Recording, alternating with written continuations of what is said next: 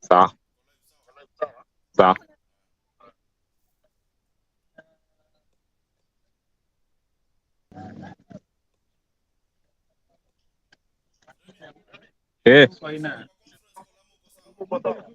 Nishinde kwa? Amin kwa sawa, maybe kwa uko na issue niambie. Sawa, nitakukall. Sawa. Sawa, unaniona? Sawa, unaniona?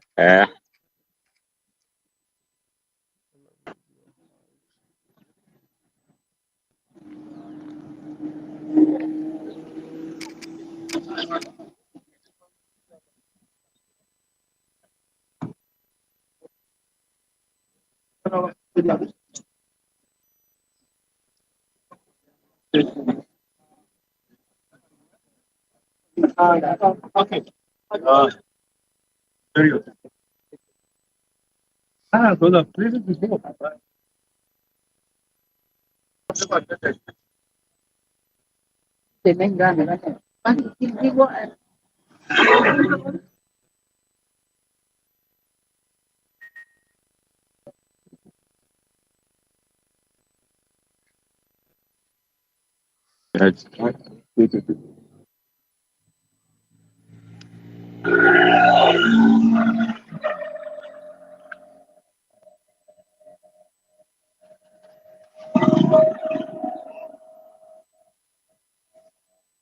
Pato.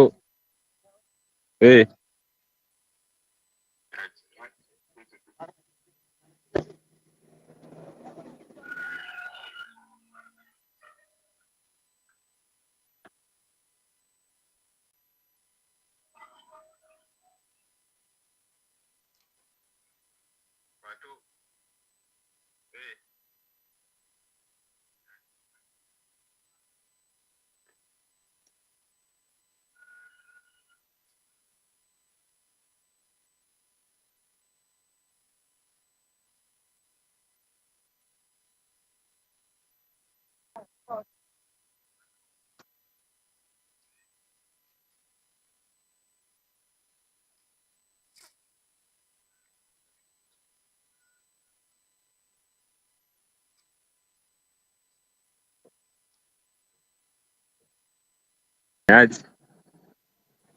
Poa. Poa.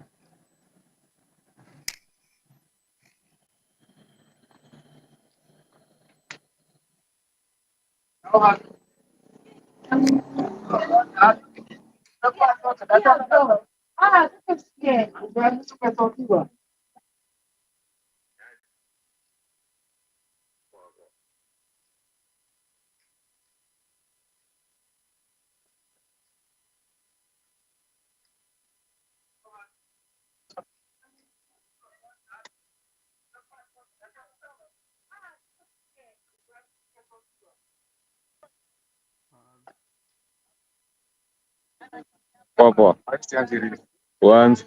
Limekata. Ndio limekataa kabisa. Aya. Until next time. Tony. Ujaribu bado? Haya.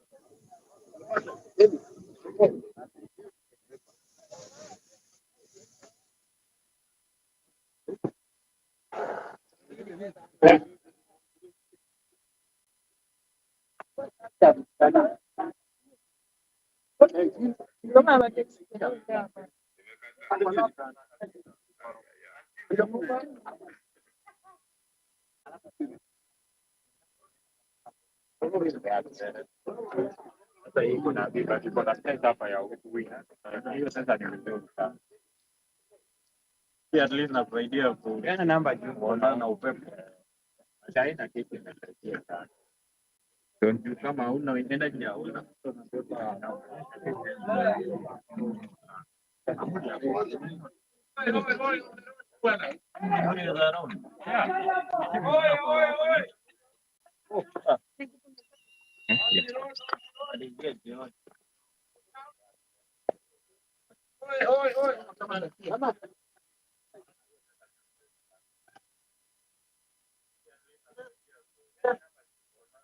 Kuchelewa sana. Wait. Don't close the road. On the right. On the right. Hey bro. Clear the road. Clear the road. Oya.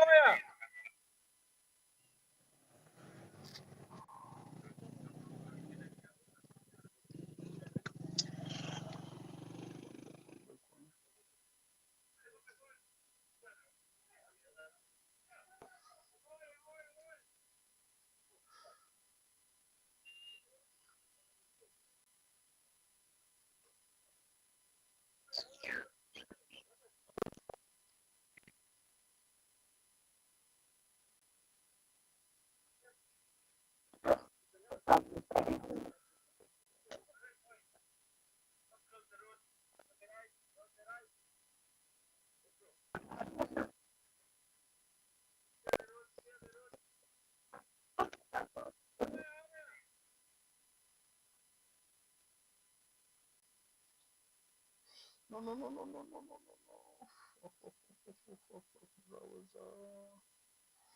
Video.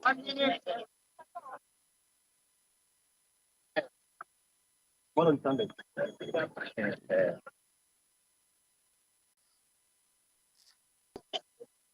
40 seconds.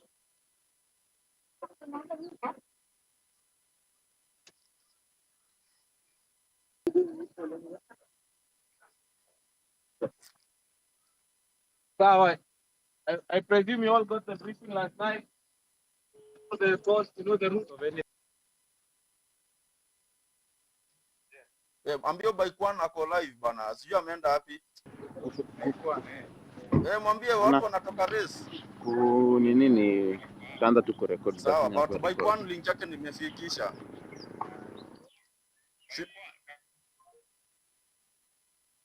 Sasa Freddy ameenda wapi?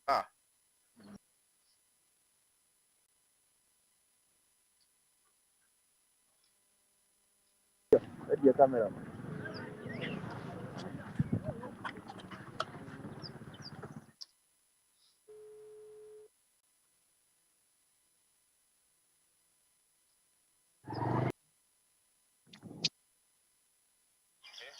Bana link yako inapotea bro.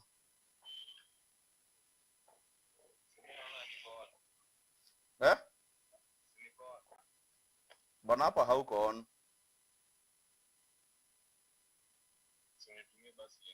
Hapana, link si shida, ndio imerudi. Sawa.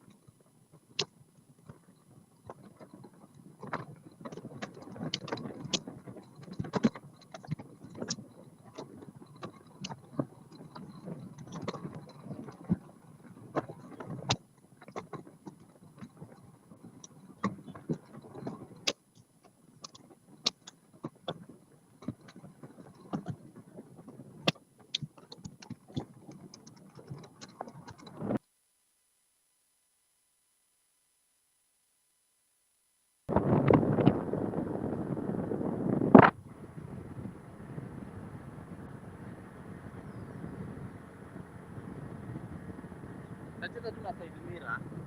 Tunachezanga tu na side mirror.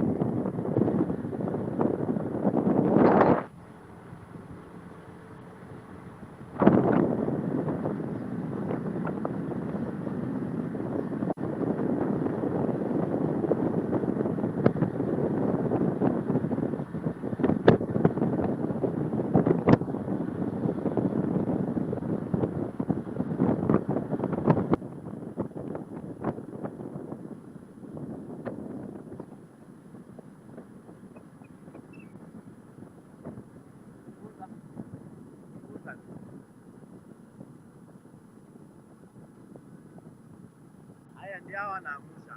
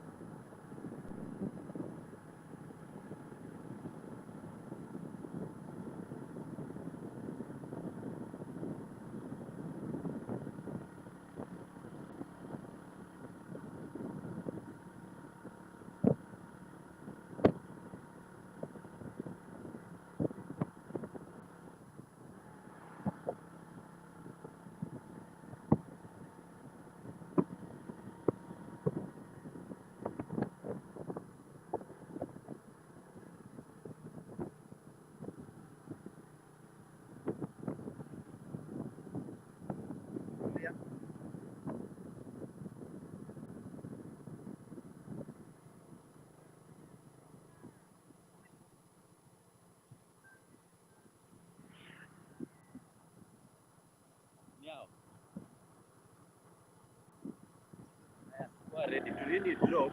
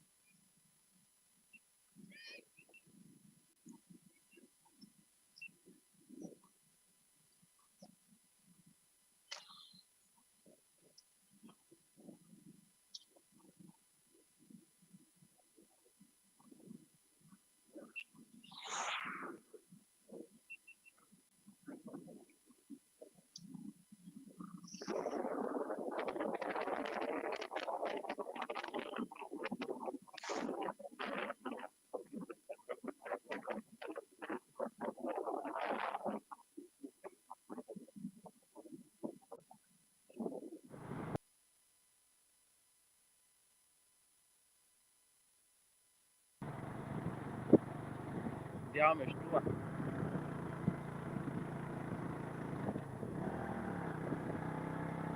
Left.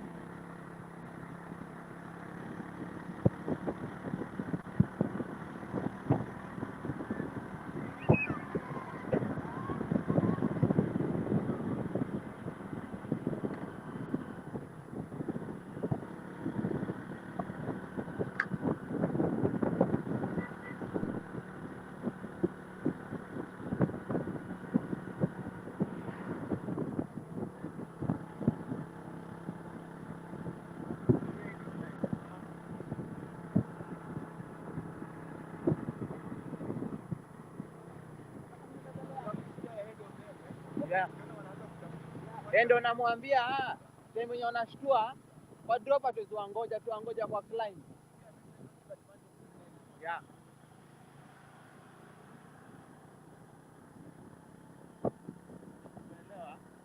Tuende.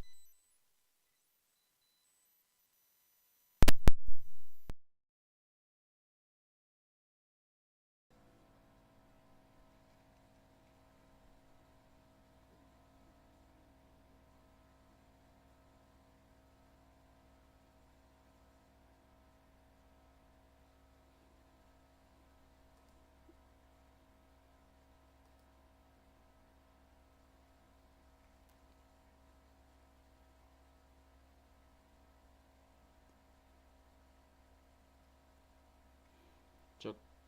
1, 2.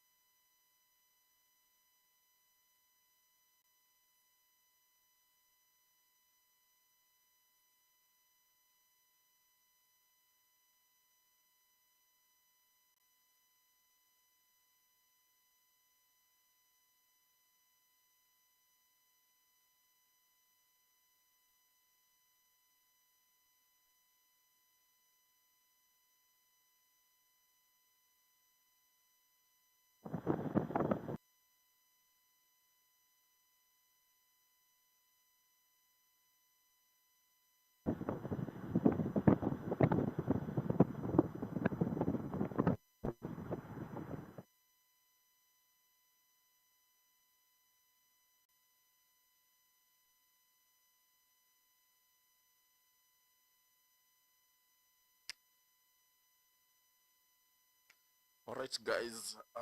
We apologize for the long delay. Yeah, sometimes working with the people you are not used to is quite of a challenge. But we are really trying our best because it's tough, it's hectic. Yeah, but we are glad that you are locked in. So we want to thank you once again for turning up or tuning in. So yeah, the race started.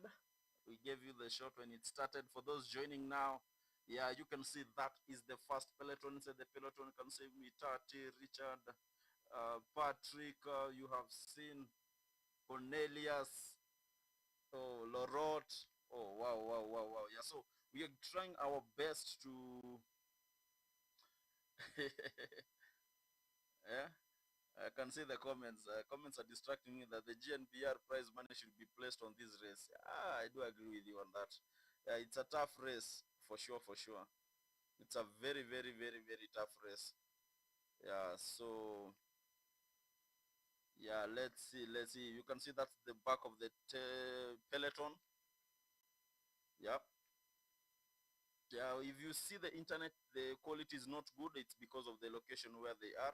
They might be in a location where network signal is not that good. Oh, my voice is low. Okay, what about now?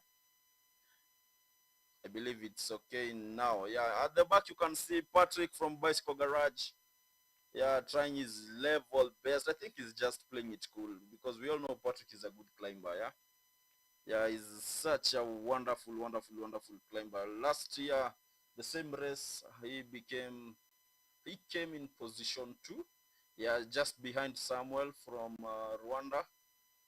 Yeah, that race was nice. If you didn't see last year's race, go to our YouTube channel and you'll find the live stream. It was such wonderful and competitive race.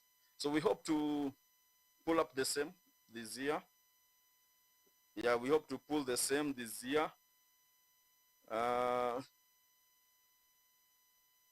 Wow, okay. Just a minute. Yeah, I'm trying to correct something on our end here, just to make sure that you are having a smooth stream. Yeah, because internet has become an issue, quite an issue from where we are. Yeah, there is a climb just before Cabaret. Yeah, let me just show you the climb. Yeah, that is the climb just before Cabaret. Yeah. Yeah, we have a cameraman there waiting to show you people suffering the Sufferfest. Yeah, yep. Let's see. There is quite a good challenge here. The internet in these areas are not that stable. Yeah, this is the back of the Peloton.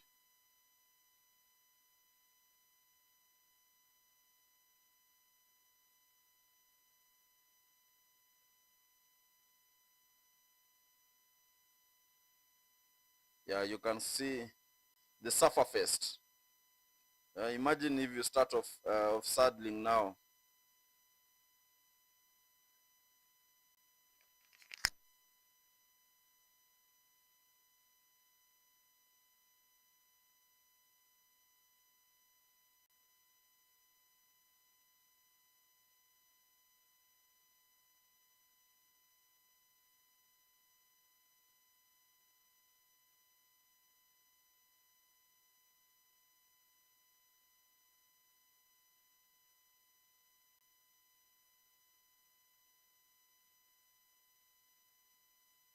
Yeah, there goes Cornelius from Ride and Vibe.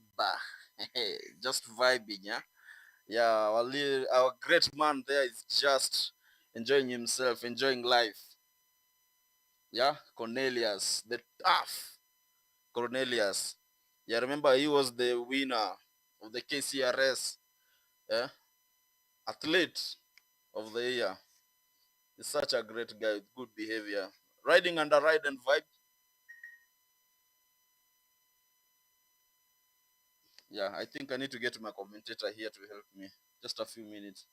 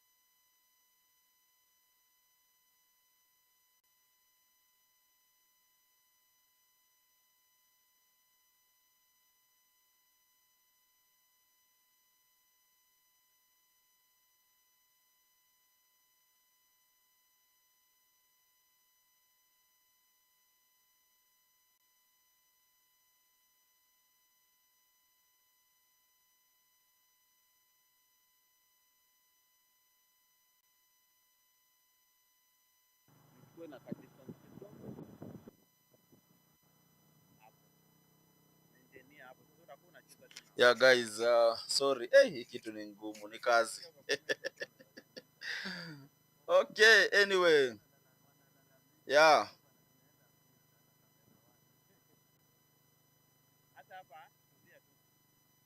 Sorry, you'll be hearing a lot of discussions between the camera guy and the border guy. If you want to feel the ambience from the how am I going to say?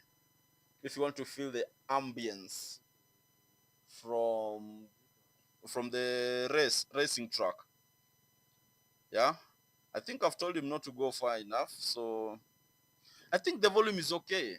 Right? Like, who? Let me see. Should we beg of? You guys are ruthless, buana. From the racing track. Yeah, I think the volume is okay. I've confirmed. Yeah, I don't want to add it too much. Yeah, that is in front of the Peloton. That is in front of the Peloton. Yeah. That is in front of the Peloton.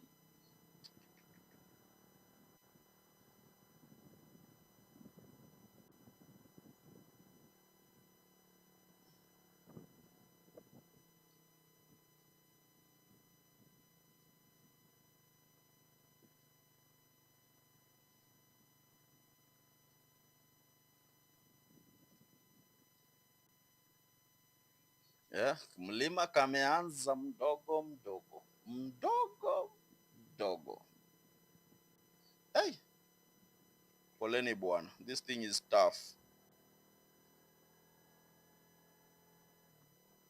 Iwacho Peloton. Anyway, I'm waiting for my support commentator, the famous, the tall, the good Mr. Anthony Aila. Yeah, because you can see on your screen, I've been trying to give you graphics, and the graphics have not been graphicking. So, yeah, it's quite a challenge. Yeah, but that is in front of the Peloton. Let me communicate with my...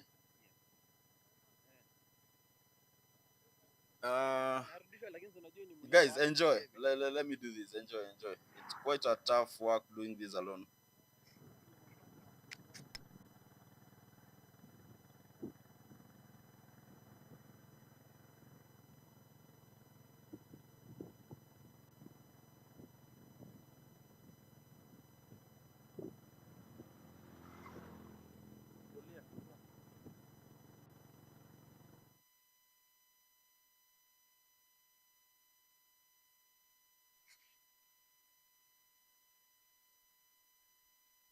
Yeah, that's the back of the Peloton, as you can see.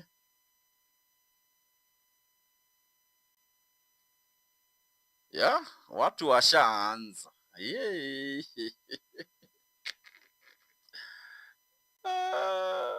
Oh my goodness. This is going to be good.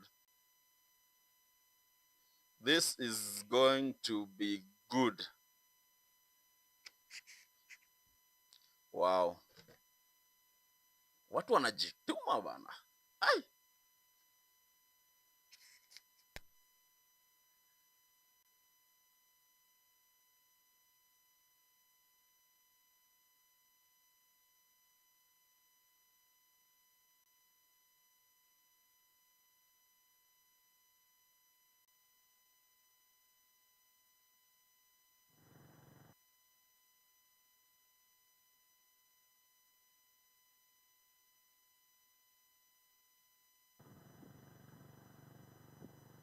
Bado ni kubwa.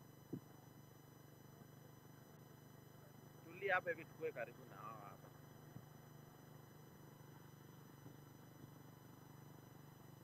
Ngoja kidogo ni capture huyu. Nichukue huyu wa mbele. Unajua kuzoom kwake ya hii nini hii app ya onyo anatumia tofauti.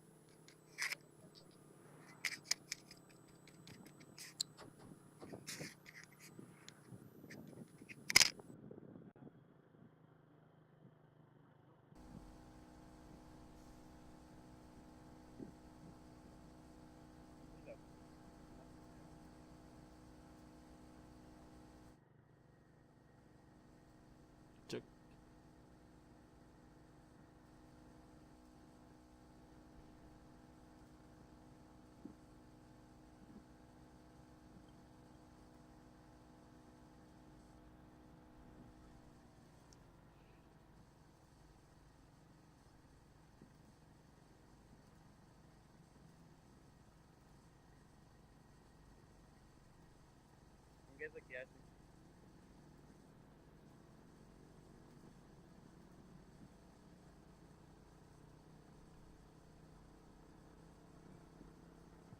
Hapo maintain hapo.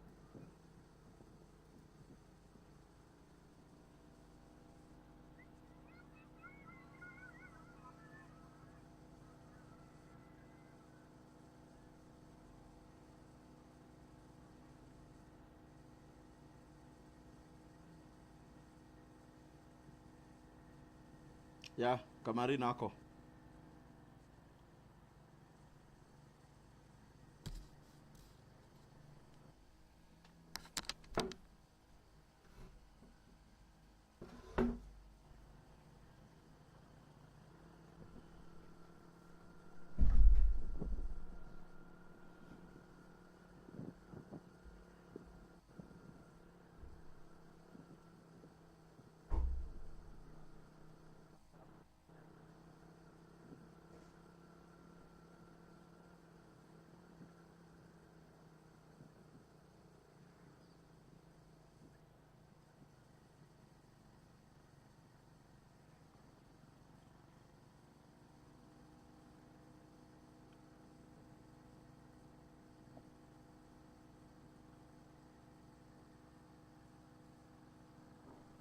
Haya, twende.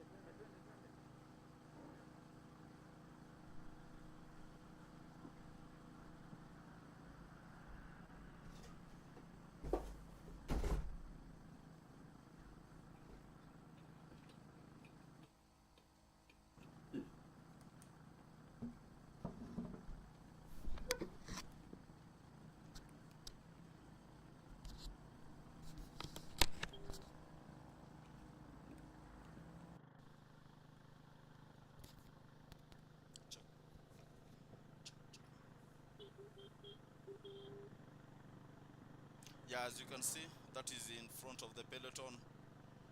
Let's see at the back anything. Nothing's happening at the back. So yeah, guys, keep it locked. We are trying our best, by the way.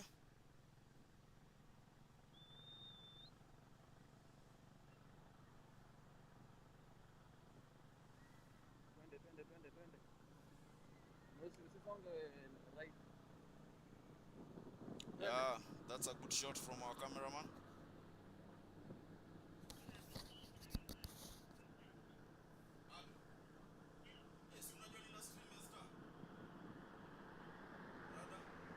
Hiyo bus breakaway ya Dala.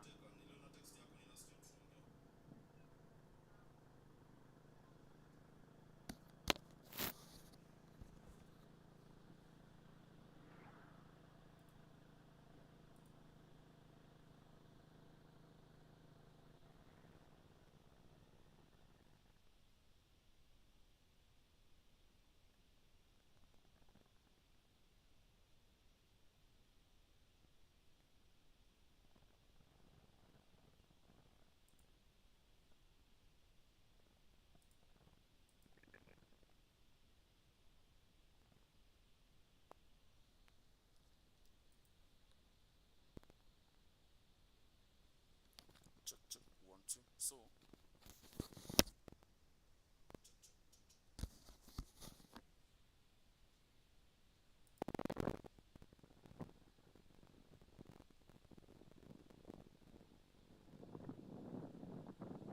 Ya kitala nakuaminia. Weka.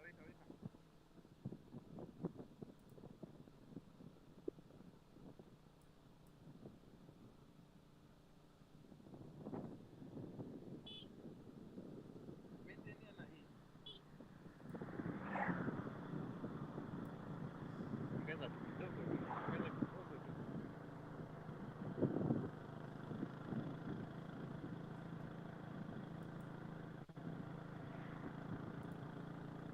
Narudisha. yeah, that's in front of the Peloton. You wanna see back of the Peloton?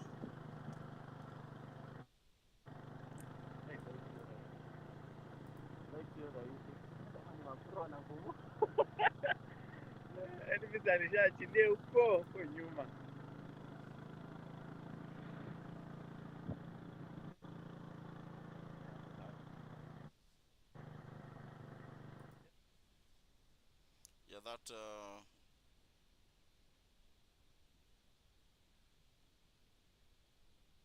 that is back of the peloton. People are suffering. Hey, people are suffering. Sufferfest is going on.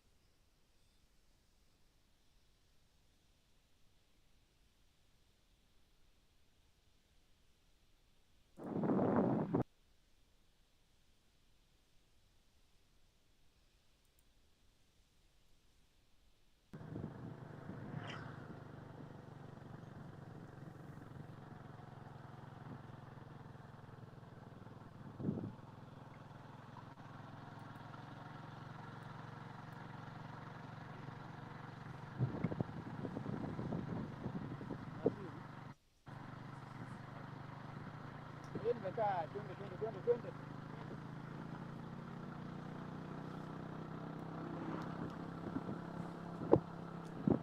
Nimekaa nini na side unajui namna bana kujibalance. Ya?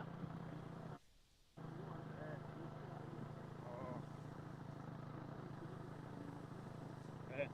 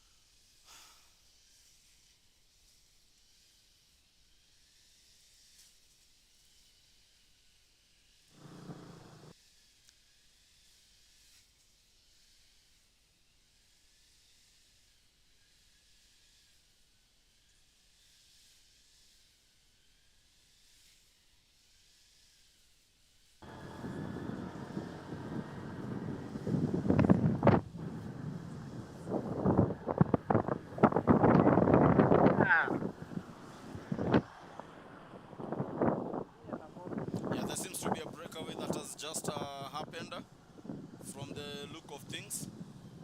There seems to be a breakaway. Let's see who is in the peloton. Tell us in the comments. Who do you see in the peloton? Camarina, Patrick, Mugo, one of the best climbers we have. Is in the peloton. Oh, wanataka kufinyiana. This is amazing bana.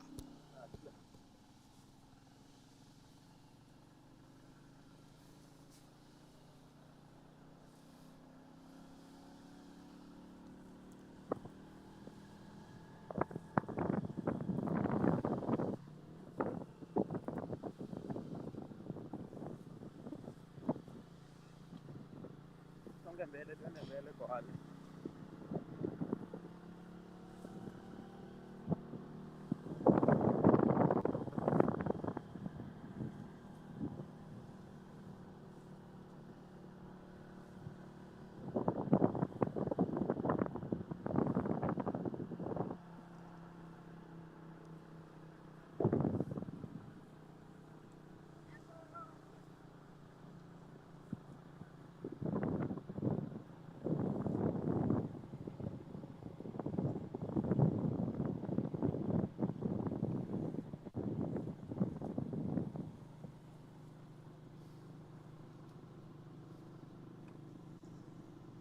Ongeza kidogo.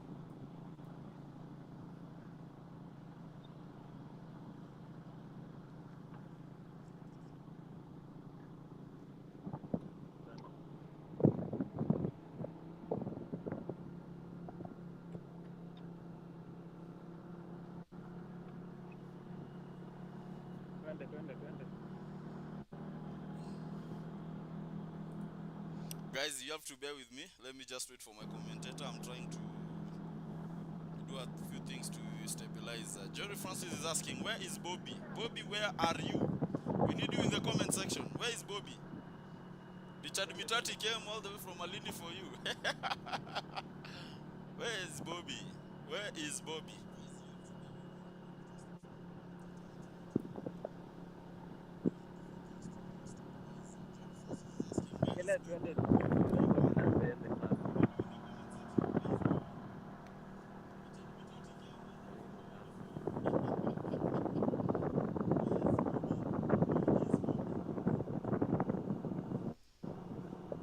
Yeah, I think the rest seems to be a little bit stable for now.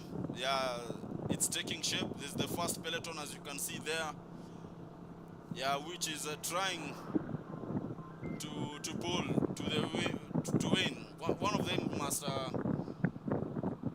Yeah, who is asking Mitati? DJ Montali. Mitati ako hapa ndani.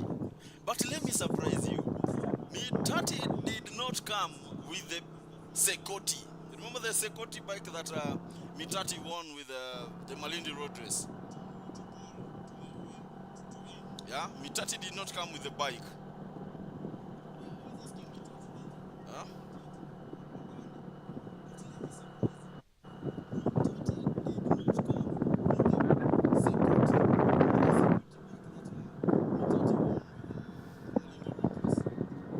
Yeah, so for any inquiries, guys, for any inquiries, you can text us on WhatsApp direct rather than calling. Yeah, because people are calling us, and that's why you're seeing the stream is becoming a little bit shaky. There goes Patrick.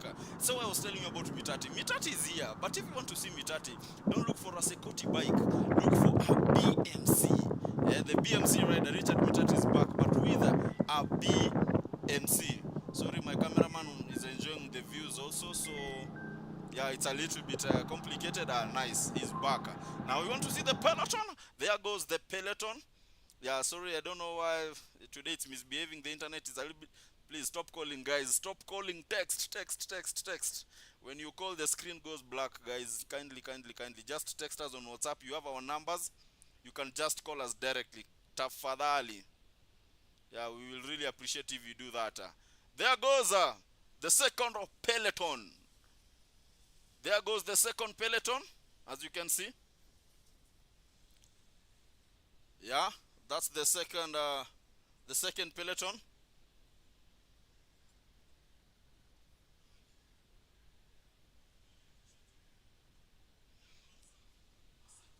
Yeah, for all the profiles and everything, we will give you all the profiles for all top riders according to the KCRS standings. Yeah, the top riders are who are taking part in this. Siwezi weka DND. I can't do that. Yeah, thank you. I can't put my phone in DND. Guys, kindly, yeah, there is a drop coming up, and let me just show you. That is a, guys, please, I'll turn off this hotspot. We stop the live stream. Stop calling. Ama nianze kuwataja majina watu mnapiga. Yeah, I'll mention your names so that people can ambush you in the comment section. Yeah, somebody saying that whoever will win this race is in the second peloton. Do you believe so? Yeah, so if you see a distance in the first, if you see them a little bit far from your cameras, it's because they're in a drop, and we advised our riders to keep distance so as to be cautious. Yeah, but don't worry, the race is not yet. This race might go up to 5-6 hours. Yeah, if you know this Kerio Valley, if you know Kerio Valley, my friend, you know how tough the climbs here are. Yeah, the elevation is massive. Wow. Enjoy that drop. Guys, if anyone else calls me, I'm hanging up. Trust me. If anyone else calls me, I'm going to mention your names. Tell me in the comment section. Should I mention the names of people calling? Because now what is this? Yeah, they're making our screen go wahala. Yeah, thank you. That is it. Now let me introduce to you The most awaited commentator to give you all the profiles of all the top athletes. Welcome, Mr. Anthony Aila. Yes. I'm back. For those who had missed me, I'm back. I'm from Berto. I'd gone to see off the cyclists. And guys, let me tell you, it's tough. It's tough. It's hot. And the climb back will be crazy. The climb back will be hot and crazy.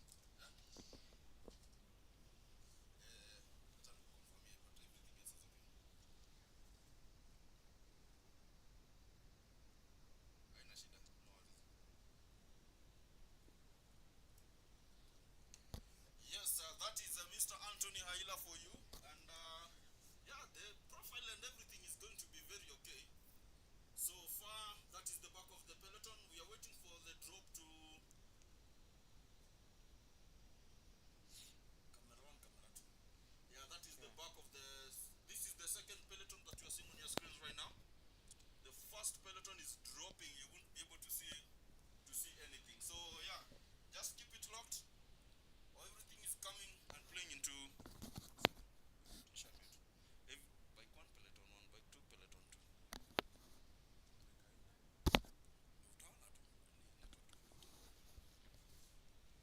Yeah, guys. And in case you're wondering where we are into the race, we are just, I think we are getting to Cabaret, right? Yeah, we are getting to Cabaret. And the race, the Grvc 2025 is 110 kilometers long. It was reduced from 120.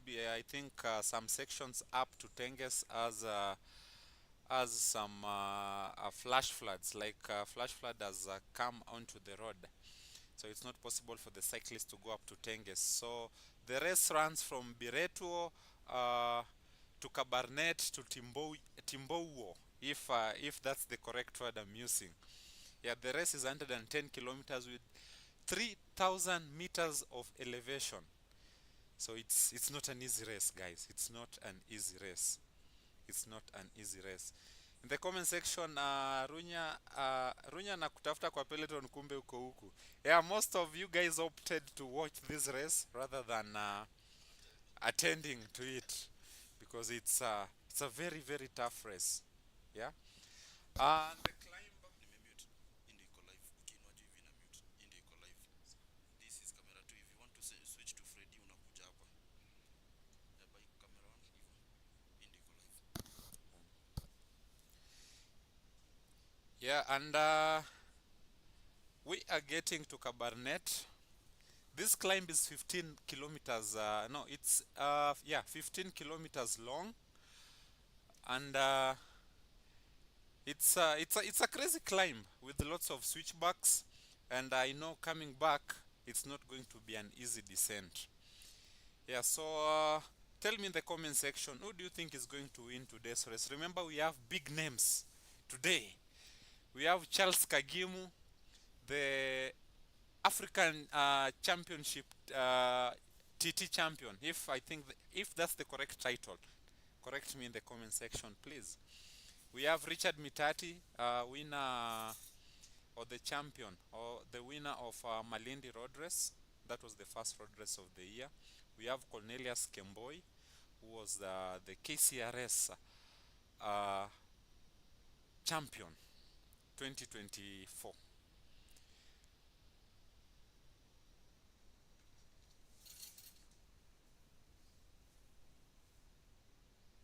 Sauti iko sawa? I can see someone in the comment section asking. Jamal Masha is asking, Sauti iko sawa? Yeah, I think Sauti iko sawa.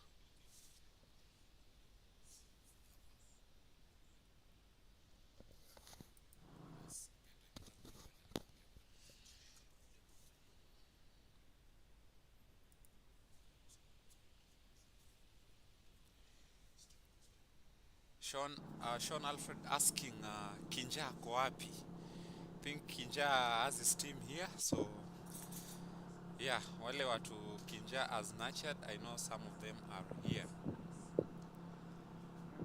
On your screen is the breakaway. On your screen is the breakaway. This is the breakaway, consisting of a very promising climber, Patrick Mugo.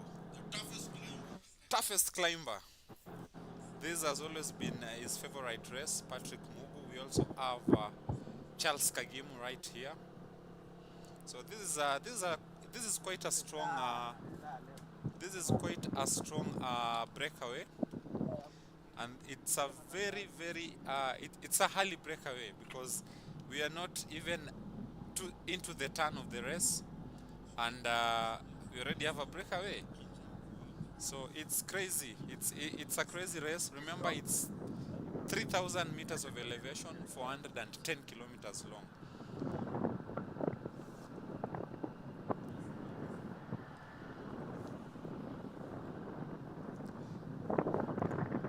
I need you guys to tell me something. Like, what's the highest elevation you've done? People in the comment section.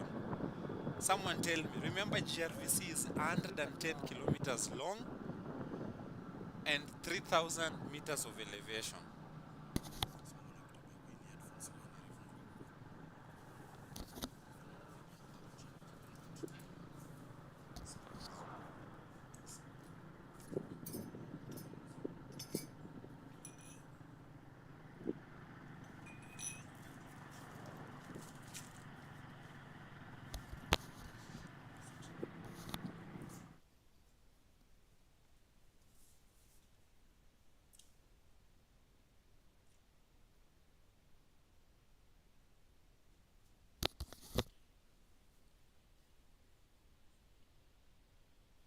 Yes. The rest.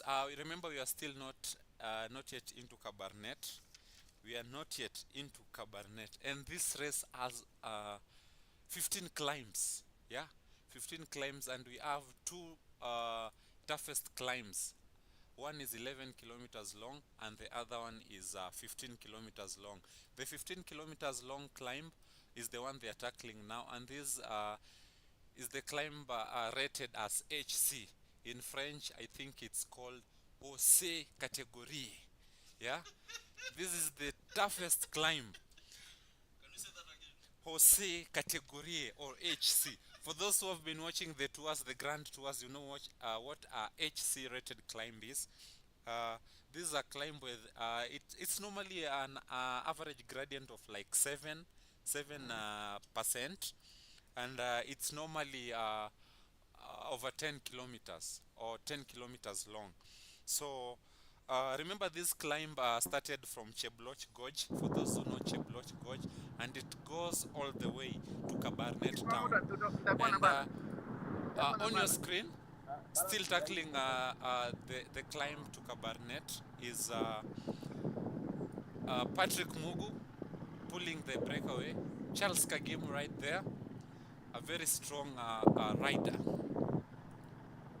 For those who know Charles Kagimu, you know what he's capable of. He's so in love with breakaways, and I'm not sure why Cornelius was not able to go with these guys, because Cornelius is also one strong rider who loves breakaways.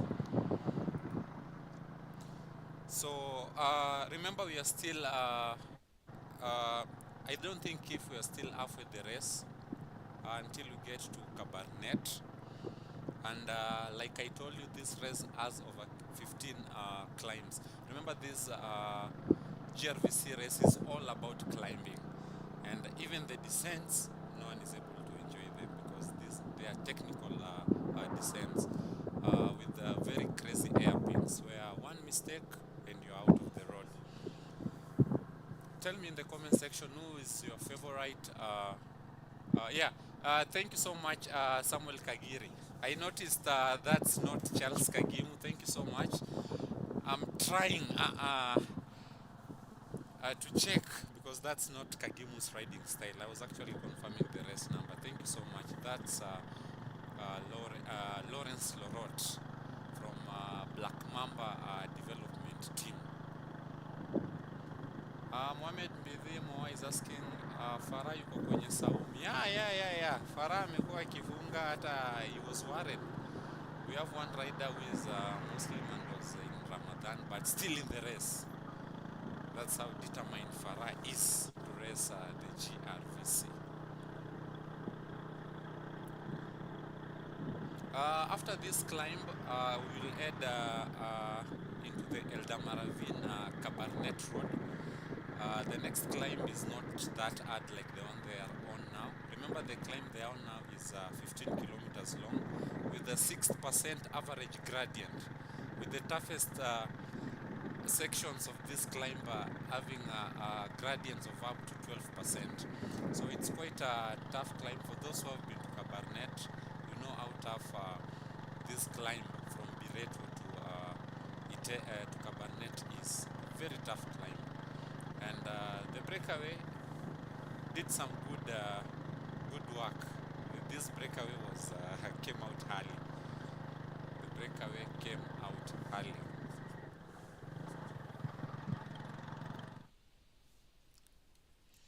Yeah, and on your screen, remember we are able to cover two sections of the race. We have the Peloton and the Breakaway, and right now on your screen is the Peloton.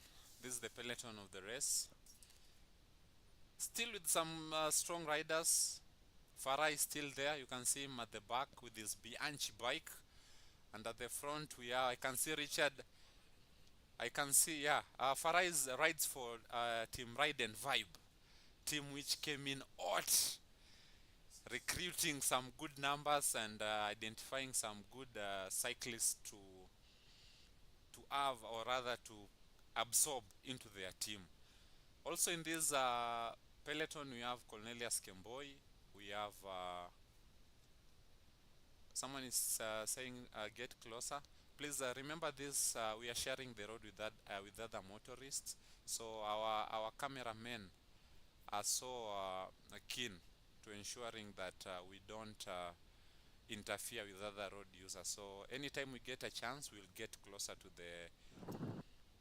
the peloton and the riders. Derek is saying tuonyeshe women's pia. Yeah, we will. We were supposed to have three cameras here. Unfortunately, we are only able to get two, but we will surely show you what is happening in the ladies category, which also has some good names. We have likes of Jamila Abdullah Jazzy for Insta handles. We have Mary Alepa and some good cyclists from team Masaka in Uganda.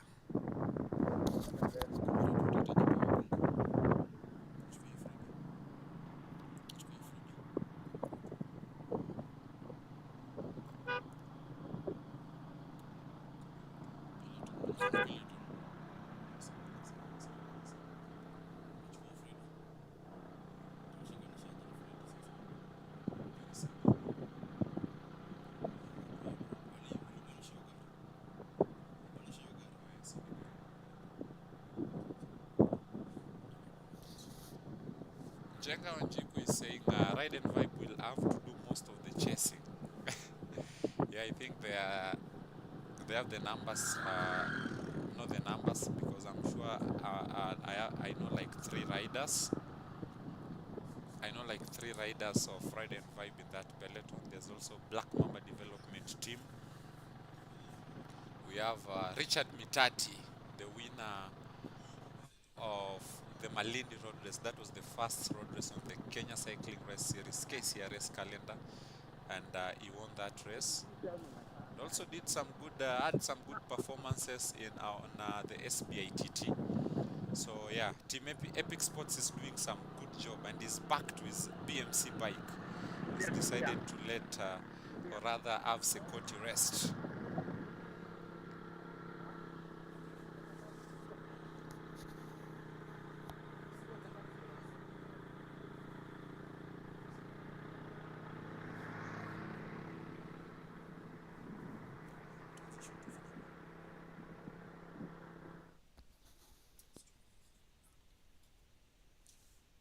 And still at the back of the peloton, remember the peloton is trying to catch up with the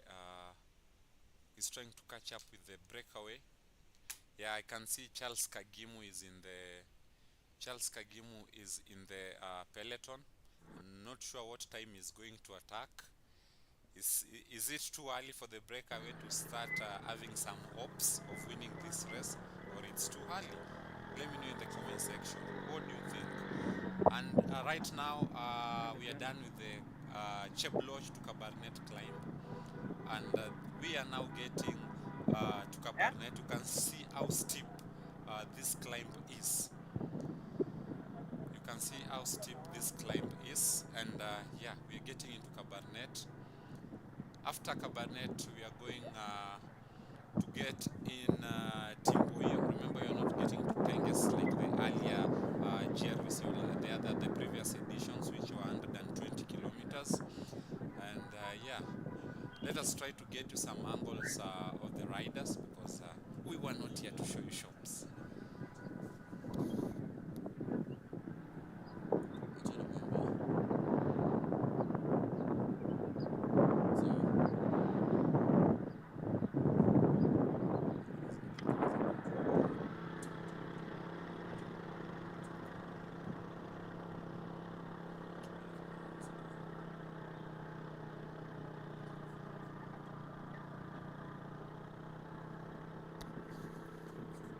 Joseph Crawford is asking who is the Amani guy in the breakaway. Been informed that is Lawrence Lorot, the team Amani jersey, but I think he is racing for Team Black Mamba, which is also a branch of Team Amani.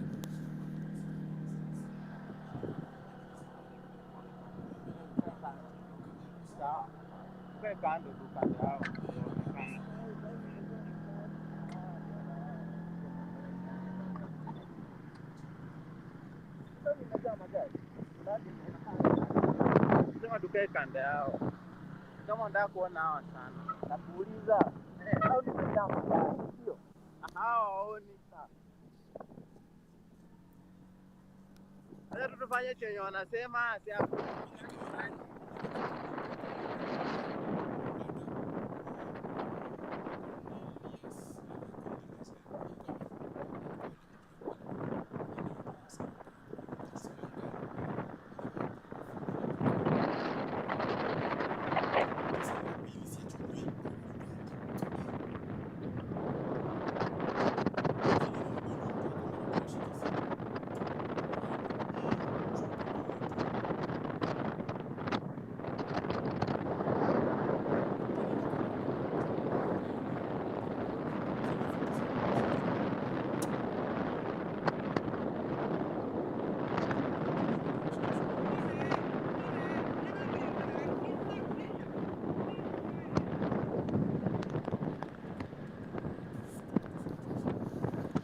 Yeah, and remember, we can't get so close to the riders while dropping, so we try give them some distance, because remember I told you we are sharing the road with other motorists, so we have to be extra cautious not to interfere with the riders, not to cause crashes. And right now on your screen, we are chasing this is the breakaway. This is a breakaway, and Fekemoji is saying Mitati ana wasiwasi yeye kwa drops ako sawa, bora wasiachwe na gap kubwa. Yeah, the thing about this Grvc is that most of the times the breakaway has always won the race. Most of the times, not sure if today is going to be quite different. We'll just have to see. Remember, right now we are heading to the turn. The turn is in Timbuyo, which is where the race was reduced. You can see how this climbs, how steep this climbs are coming back, because we can really feel the wind.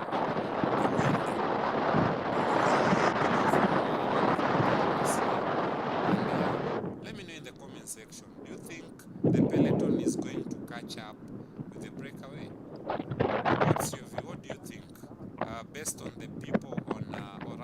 cyclist in each of these groups. Who do you think, or rather, do you think the Breakaway is going to be caught by the Peloton? Let me know.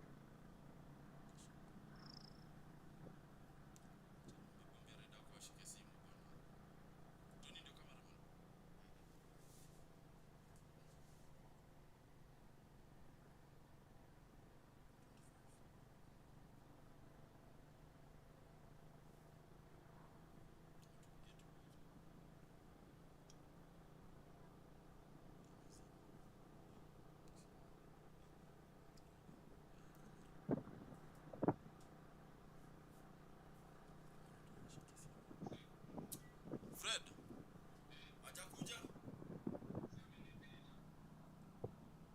Amekupita?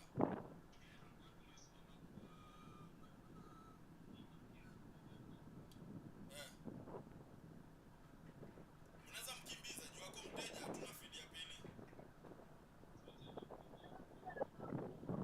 Alafu ako mteja, aende muongelesha ako mteja. Sawa, alafu recording hiyo Peloton, juu hatuna feed ya hiyo Peloton. Hebu enda live kwa Peloton.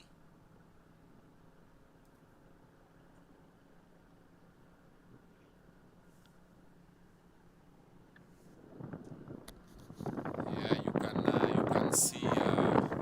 can see Berto hydrating himself. Yeah, Arab Langat, I'm yet to I find out who is this rider with Ineos kit.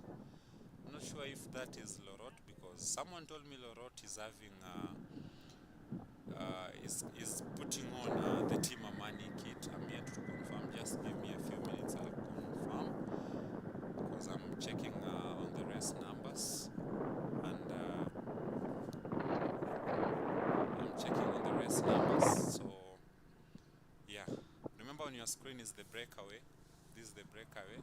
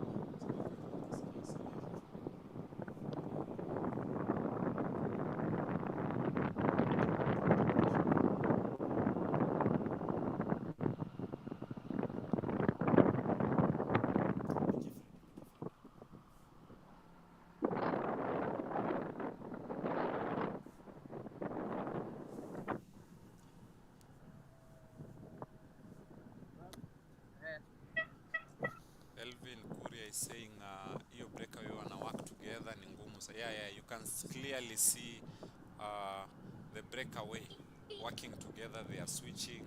Yeah, they are doing quite some good job to ensure the peloton does not catch up with them.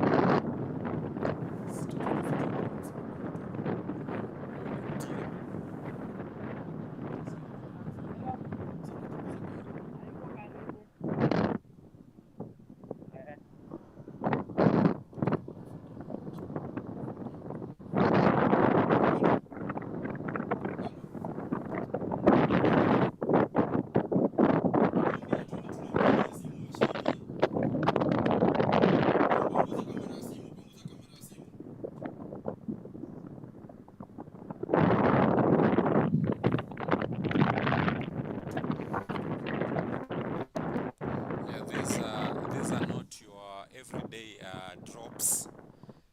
Drops in Baringo and Elgeyo Marakwet, Uasin Gishu are quite technical descents where you can't just descend like your normal descents. You do one mistake and you're out of the road. But I'm sure most of the riders in this race are not first timers, and they're well conversant, or they really know how to take on these descents, because they are descents with some crazy airpins where one mistake and you're out of the race. Mohamed Sherif is saying show the chasers as well. Mnashinda tukiona breakaway kila race.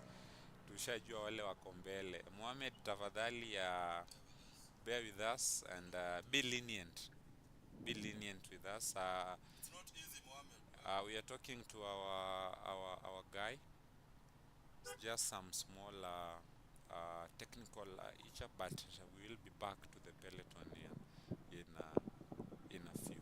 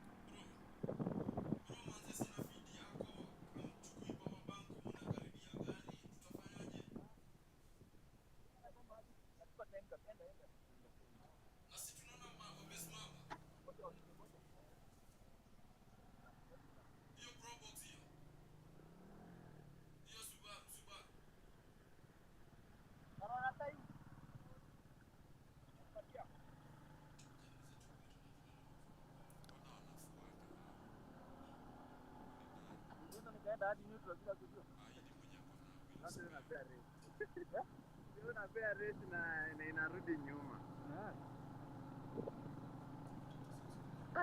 Mimi sidhani kama naweza maliza hii distance ni mrefu. 150 na ni climb.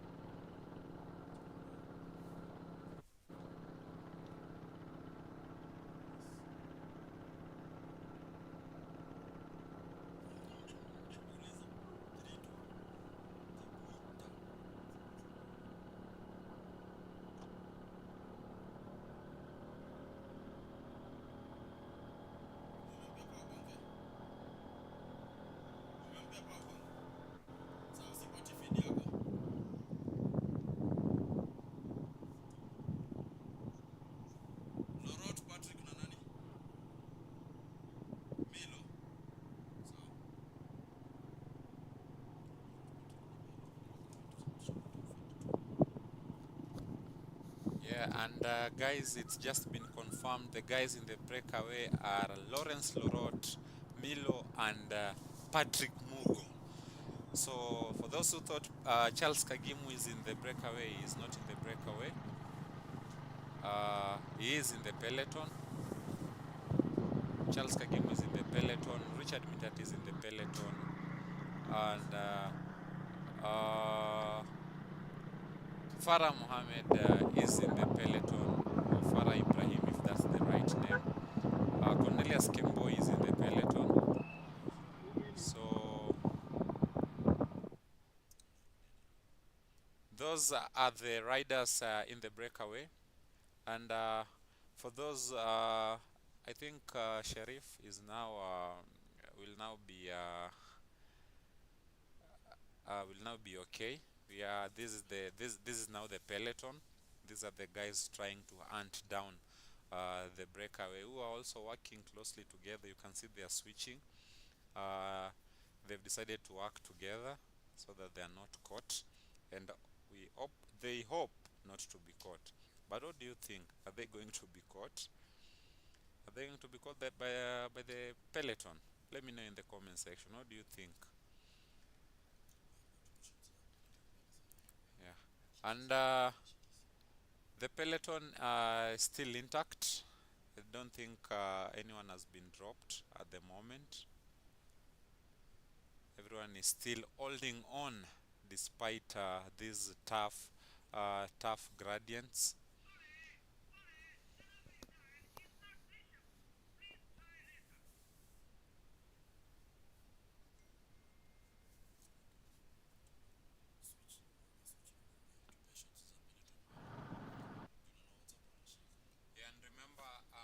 Remember those in the breakaway, I'll still remind you. Patrick Mugu, Lawrence Lorot, and Milo. Those are the guys in the breakaway who are representing Team Amani, Team Black Mamba Development, and Bicycle Garage. Eric anatuambia kamera tuonyeshe madem. We'll try as much as we can. We must show you how the ladies race is going on in this Grvc 2025.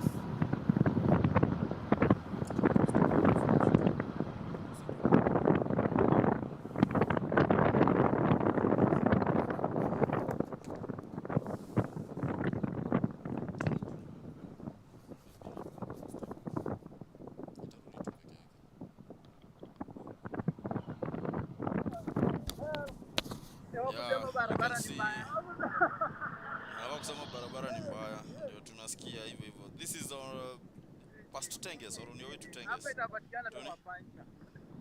think this is past Cabaret. This is past Cabaret, and that's why I think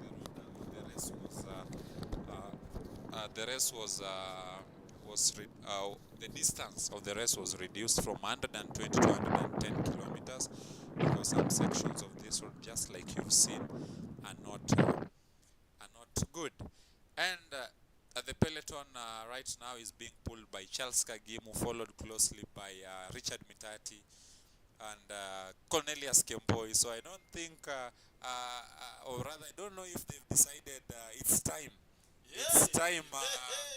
It's time to light things up. It's time to light things up. And those at the back still holding on. Trying their best. Yeah, if you see someone taking water, means he's not in some difficulties. He's very okay. And yeah, this is the peloton. For those who are asking, Mohammed Sharif, you're asking about the peloton short.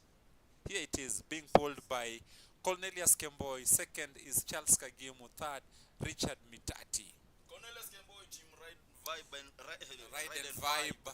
And Charles Kagimu, like all of you know, Team Amani and BMC Yeah. rider. The current champion of the Malindi road race. I was so proud to Yeah, have you done can it. see Clancy. Clancy ameona BMC, a new machine. Yeah, it looks like Mitati has decided to let his Sekoti rest a bit. Yeah. He A told different- remember yesterday he told us that he uses the Sekoti for training. Yeah, a different bike for a different war. Our privilege. All thanks to Team Epic Sports and the governor Of Malindi for the- for the support. Deputy Governor Mombasa. I think Thoya, if that's the name. Those in Mombasa, Swabri can tell me. Yeah, Mitati has quite been promising rider. You can see him there, wako sako kwa bako na yeah, kuna mtu ameniambia in the comment section that the road looks like a quarry. Yeah, there is some construction. I don't think if this is a construction or rather maybe it's it looks like a landslide or something. Yeah, the construction is going on that road, or rather it looks more of a landslide or a flash flood. That's a drop. Yeah, there's a drop. And guys, I can see Patrick Mugu is isolated at the moment. I'm not sure if he's the one who was broken away again from the breakaway. Let's wait and see. You can see Patrick Mugu is isolated, and I can see two riders. That is Lawrence Lorot and Milo. I think Patrick Mugo decided to. Have they dropped Patrick or Patrick has dropped? We are here to find out. We are going to see what just happened here. Yeah, because it's a drop, so we asked our camera guys. Yeah, they're looking at the back. I'm sure they're looking at Patrick, if I'm not wrong. Let's wait and see. I mean, it's funny how Patrick is a threat. Yeah, Patrick Mugu is quite a good climber. Yeah, he's a good climber who climbs with his own tempo, and it always works for him. Do you believe the winner of the race is? Do you believe the winner is in the breakaway or the peloton? For me, the way the breakaway was working together, I still believe the winner is going to come from this breakaway. You sure? You can never know. Anything can happen in a race. Everything can. That is if nothing happens. If everything remains as it is. Your gap si kubwa sana. The gap might not be that big. But it's more than 2 minutes. Yeah, remember they are all climbing. So the gap might not be that big, and you can see the breakaway is not going so hard. They're just going up with their tempo. That is Milo and Lawrence Lorot. Rashid goes. Yeah, and there comes Patrick Mugu. Patrick Mugu was isolated, but you can see him at the back. He's trying to bridge that gap. Patrick Mugu is trying. I think he got dropped. There was a descent. So yeah, I know Patrick is going to catch up with these two. That is if they decide they're going to wait for him, because as it seems, these two people who are rather cyclists who are well. Yeah, the one in orange is I know that is Lorot because he rides for Team Black Mamba development team.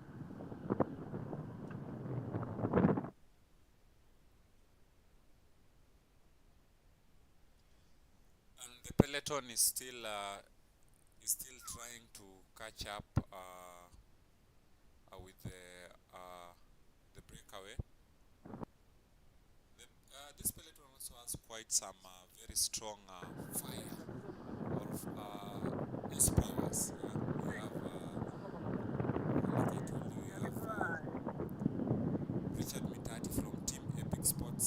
Sasa. In the peloton we have Cornelius Kemboy from Ride and Vibe. We have Charles Kagimu, Farah, and other strong riders from team development team.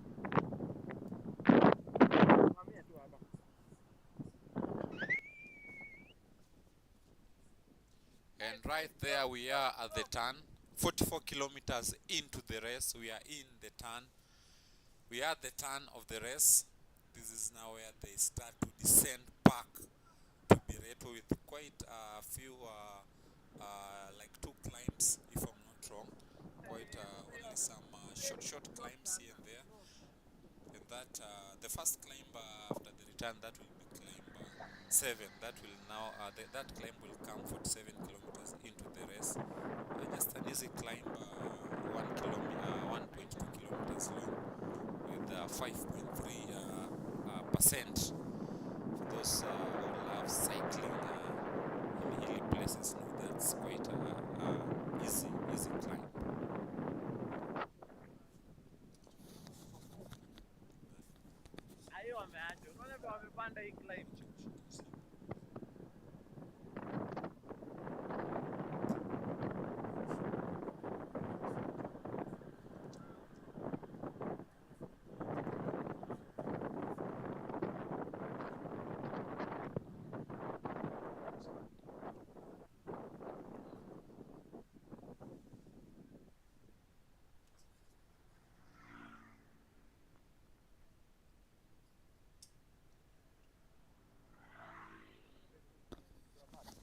And that's Patrick Mogo descending.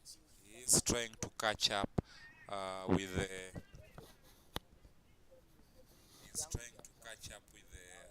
the two, that is Milo and Lorot.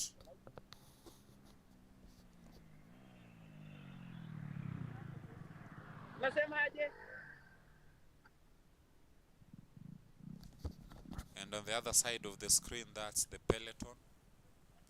That's the other screen of that was the peloton, also going up to the turn. They have less than a kilometer. Yeah, guys, don't worry, those are our cameramen. Yeah, and this, let's give you a shot of the turn. Yeah, where we have our camera at the turn where the peloton is headed. Yeah, 44 kilometers into the race. Now they are doing 65 or 69? Like 65 kilometers. Yeah. To finish this race. They will go back to Berto where the race started, and then they'll start climbing to Iten. That's where the real test begins.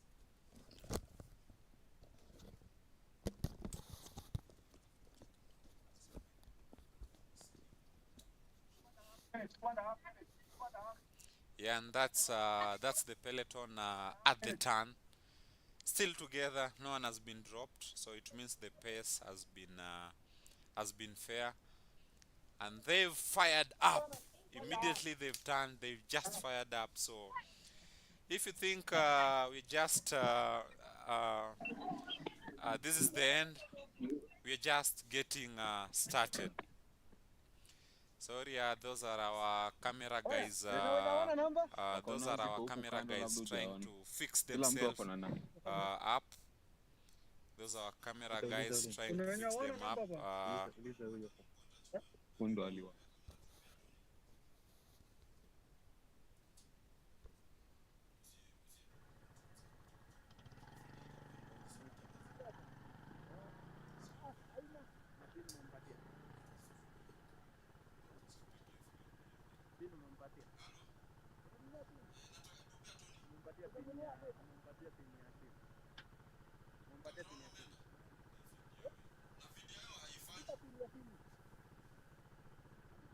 Fanyaje, Tony?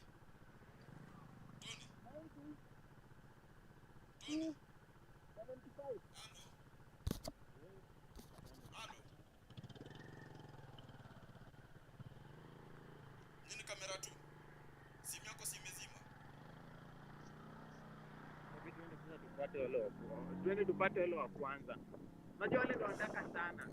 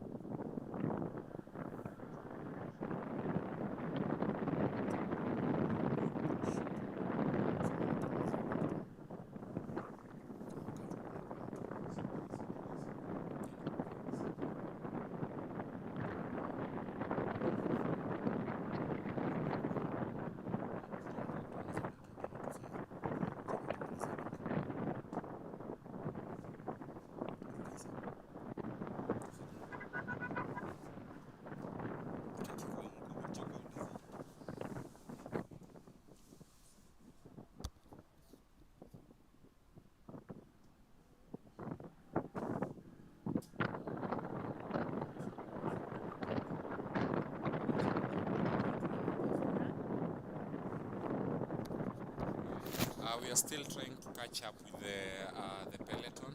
Remember, the descents are too sharp for our riders to negotiate them like the cyclists are. So bear with us. At the moment, you can enjoy some green vegetation, but we'll be back in no minute. And yeah, enjoy the rest. We are now heading back to Cabaret, then to Berto, and from Berto to the finish line in Iten. And for those who are asking about the ladies race, we will show you the ladies race somewhere from Berto up there towards the finish line. So yeah, bear with us. You can still see some riders are climbing up to the tunnel.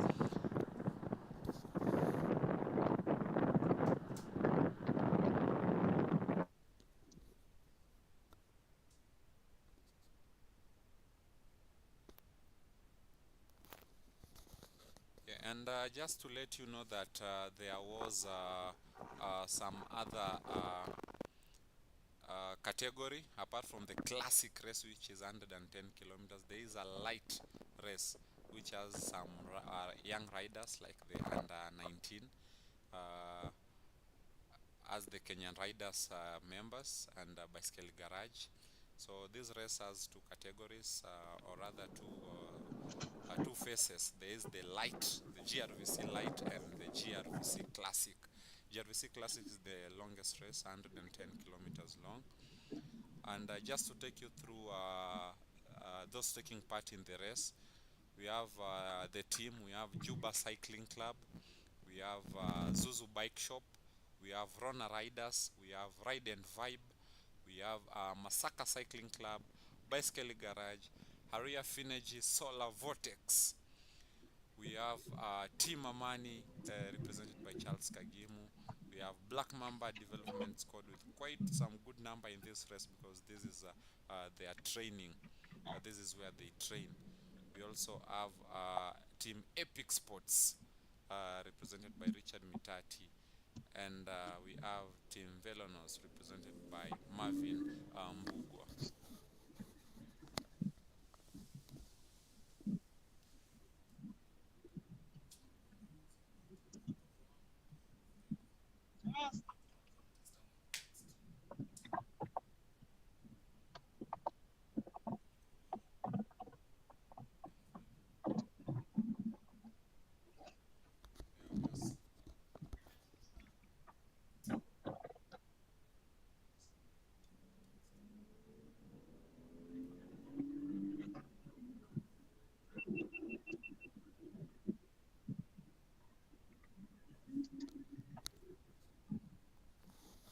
Yeah, we are in, on your view. That is the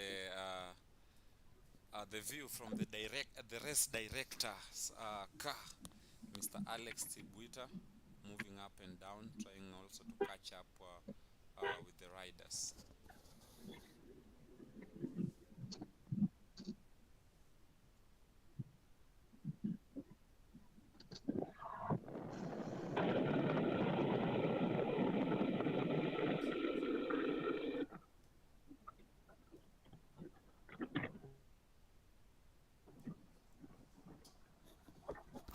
We apologize for the intermittent network.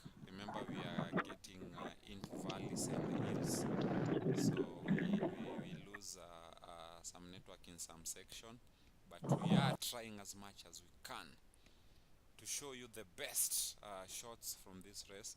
And the conversation in the comment section is quite interesting. Yeah, some of you are saying wangesema mapema, like the 10 kilometers and stuff, but yeah, still a tough race either way. And still on your screen, this is the peloton still hunting down the breakaway.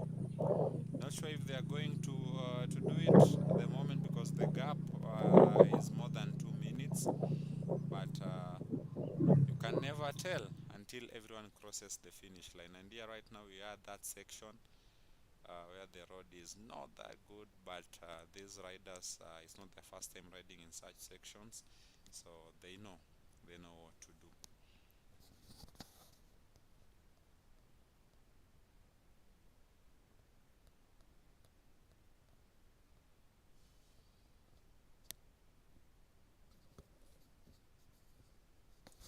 Arab Langat, I can see in the comment section you are saying 10 kilometers climbing back to 10 is a lot of distance saved today. Remember, this distance, the 10 distance that was removed is not back to 10, but it was cut to Tenges.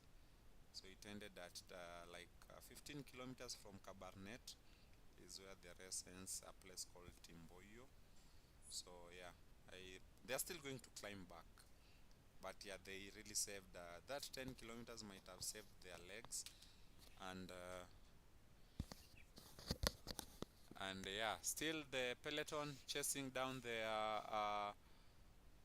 breakaway is still intact, still very intact. At the back there you can see Farah from Ride and Vibe holding on strongly. Peloton being pulled by Cornelius and Richard Mitati, working together to ensure the breakaway is not going to win this race.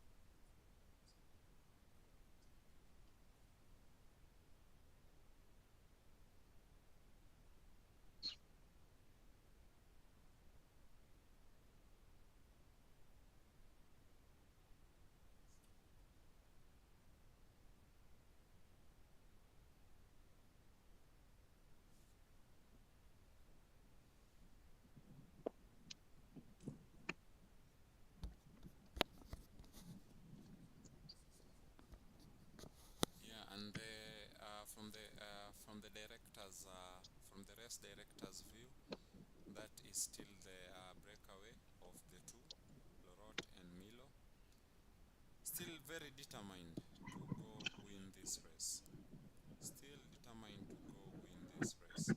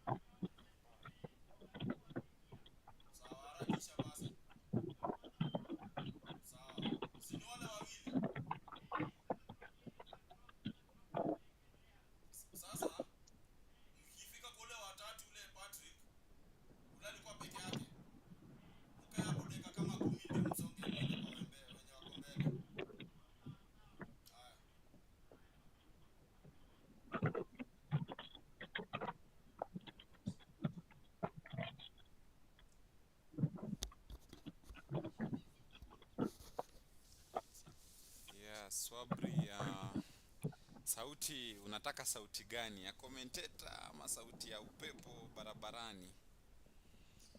Yeah, and at the moment, bado we are now dropping back to Cabernet. From Cabernet we drop back to Berto. Then from Berto we start kicking it up to E10, where there is the finish line. From Berto they go to Tambach. From Tambach they go to E10, which is also the finish, where this is the town where the finish line of the race is. And things are starting to get spicy. This is now where people will be dropped. This is where things are going to start happening, because I'm 100% sure the peloton is again going to break up either into 2 or 3. You never know, because remember we still have some strong riders, and right now they've decided they are going to do this race in a single file. Yeah, you can see that long cyclist train. No one wants to to do all the work, but this is a good technique, especially for drops. That means having leaders like Mitati, Kagimu, and Cornelius in this peloton. They are going to tell them how they are supposed to ride, to ensure there are no crashes, to ensure no one goes or rather have an incident with the motorist. So this is the peloton still trying to hunt down the breakaway, and Patrick Mugu was isolated from the breakaway. He's now turned into a chaser. He's now in the chasing group, a solo chaser. Yeah, if you were to show those riders along the course, Patrick will be chasing right now, and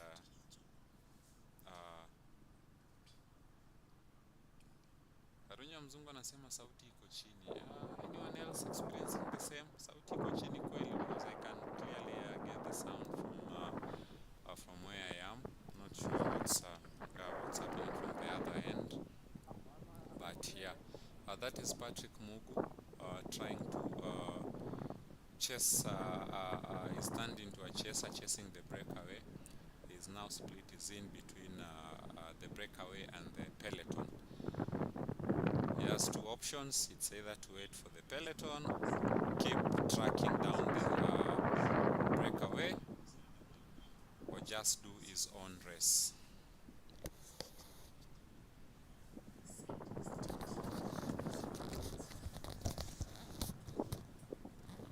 So as of now, Lorot and Milo are in the lead, yeah? As of now. So if you say, yeah bro, sauti iko down sana. Sijui ni connect na speakers. Sauti yako, okay. Just a minute, we try sort that out now. Okay, now we've added the volume. Yeah, we've added the volume. It's at maximum level right now, so I believe you should be getting the best volume possible. Or sometimes Tony doesn't talk loudly like I do, so you might be thinking the volume that's down, but as Niyeye, it's him. He is the volume, and he's down a little bit. So yeah, in the meantime, Patrick chasing. He chased last year. He became 2nd position, and remember last year he was chasing. He chased also 2. Was it a group of 2? Yeah, he was chasing a group of 2. That was Samuel, and the other guy who I can't quite remember the name. But the guy from Uganda. Yeah. But Patrick managed to catch up with one, and became 2nd. And now Patrick has come to a stop. Not sure he's having a mechanical or something.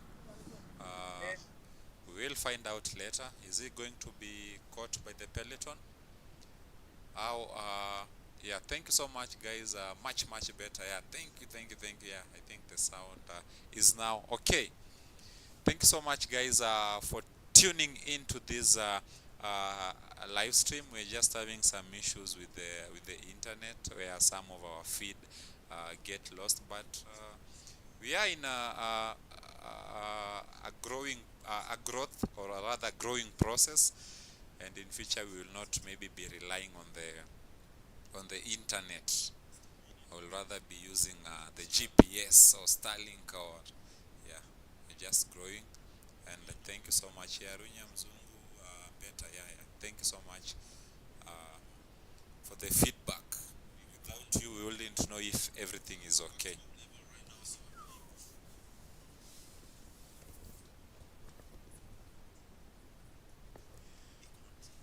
Yeah, thank you so much, guys, for tuning in to the Grvc 2025, 110 kilometers long, 3,000 meters of elevation. Yeah, we have some other riders back, and from Berto, we are going to wait for the ladies.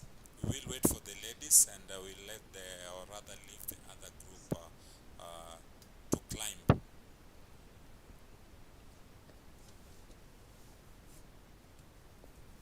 If you see, most of you guys have been riding bikes, and if you see someone off the bike, you just know that climb is getting hotter and hotter.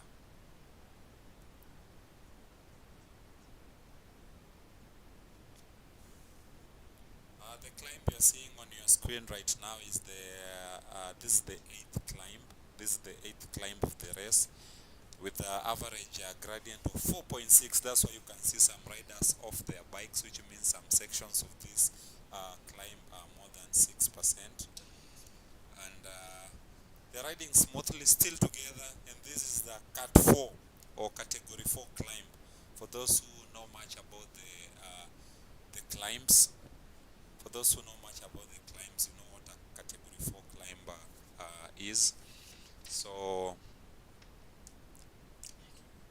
yeah, we can see some communication going on there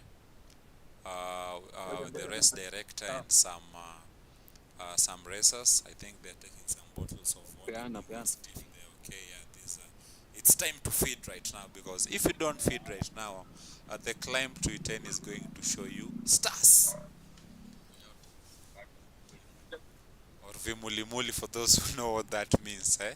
Most of you mnasemanga unasikia harufu ya damu kwa kifua ama kwa mapua.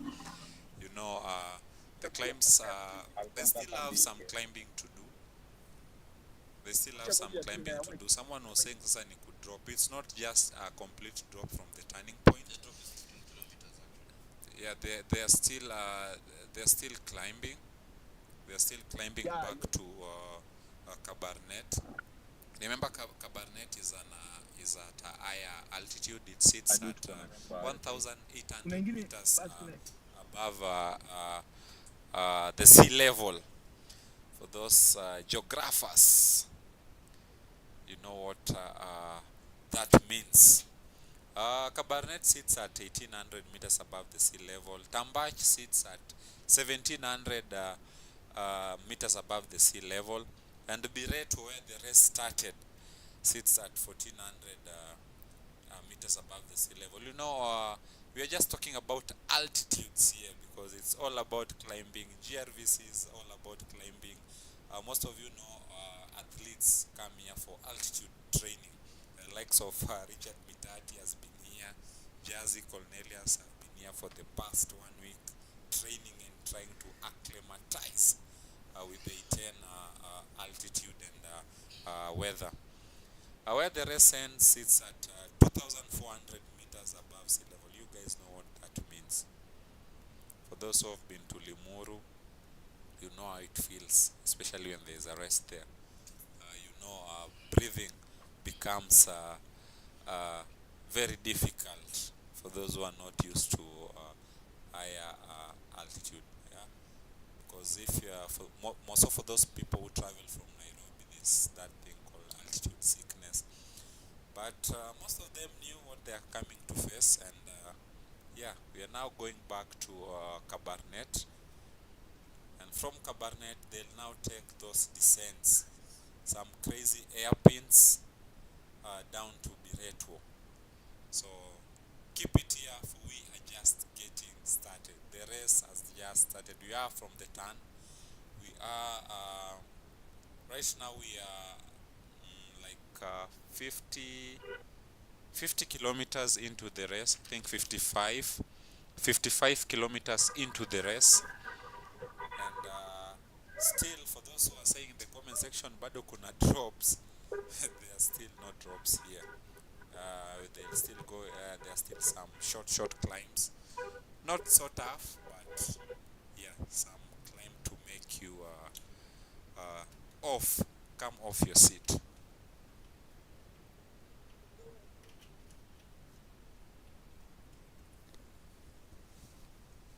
Yeah, Michael Venham is saying mateso ya kujitakia. Yeah. The only, you know, the good thing about Grvc, even if you're not finishing in the podium or top 10, just crossing that finish line itself is an accomplishment. You can ask Derek in the comment section.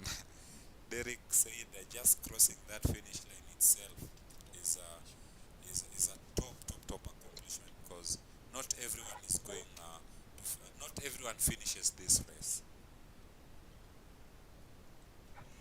Ya Don, hapo unaulizwa maswali kidogo. Ako hapa ama bado siku ya race anapata injury. Don najua bado ana train, maybe waiting for bigger races, or is just riding for fun. So yeah. And as you can see, the peloton has split. There's quite some gap. Cornelius isolated. Let's go find out. Richard Mitati isolated. And at the front, that is, I think that is Charles Kagimu pulling that group.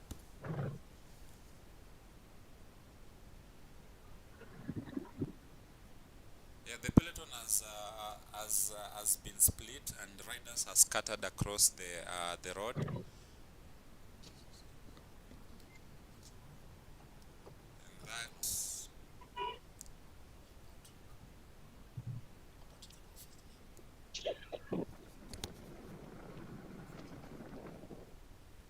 that looks like Patrick was caught with the peloton, which also split up, and the riders are scattered across the road. Now isolation has begun. Isolation has begun. The group was doing well. Looks like someone decided to rev his engines, and yeah, things are starting to get spicy, like we promised you. Remember, there's still some climbing to do, which is now the toughest, or rather the hottest part of this race.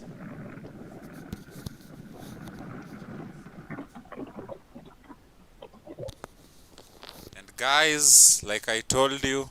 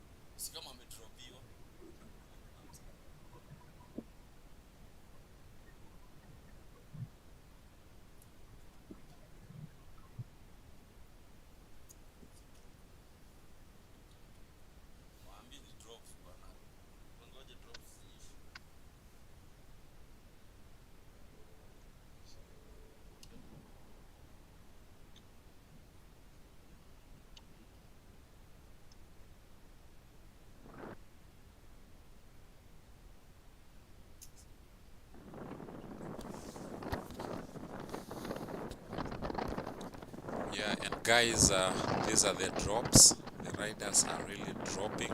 This is now where we have those crazy airpins, where one mistake and you're out of the road. They're doing quite some good job here.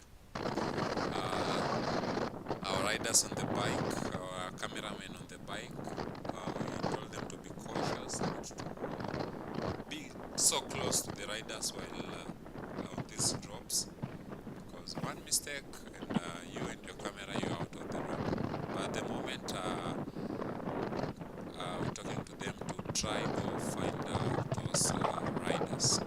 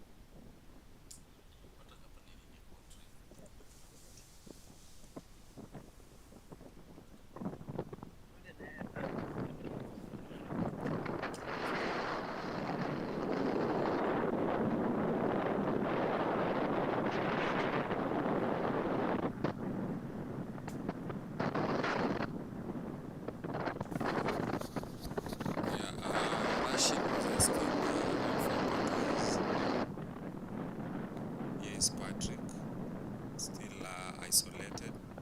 I don't think anyone from there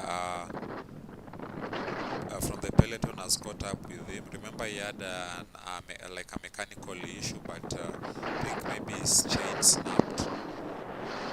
Stood by the road and fixed it. But he is Patrick now dropping.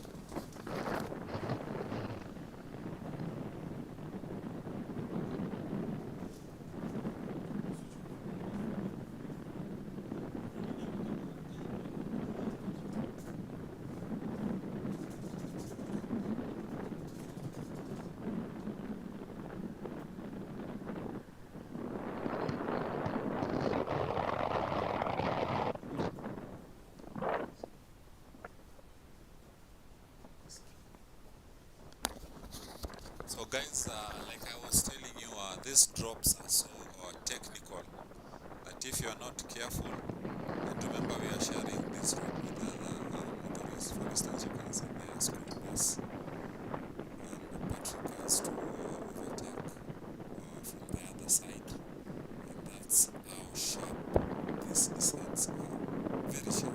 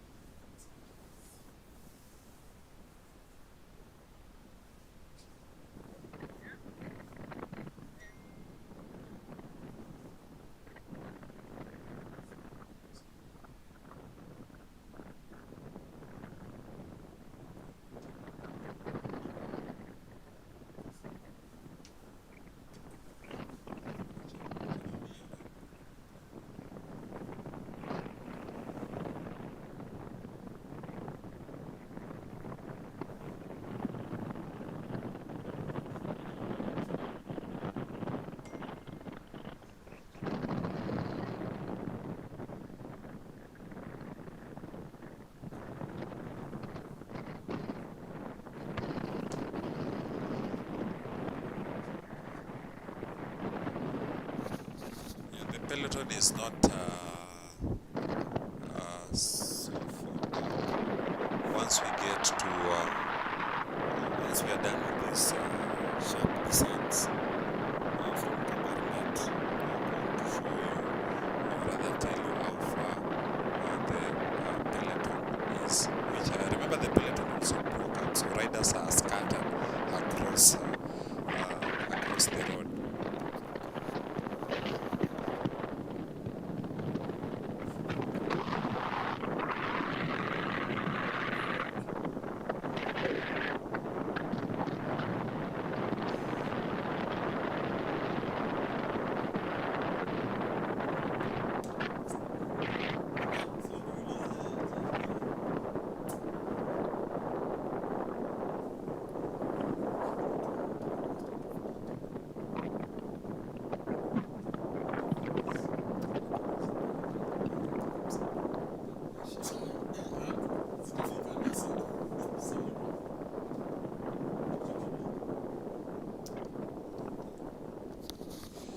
Yeah, you can see Patrick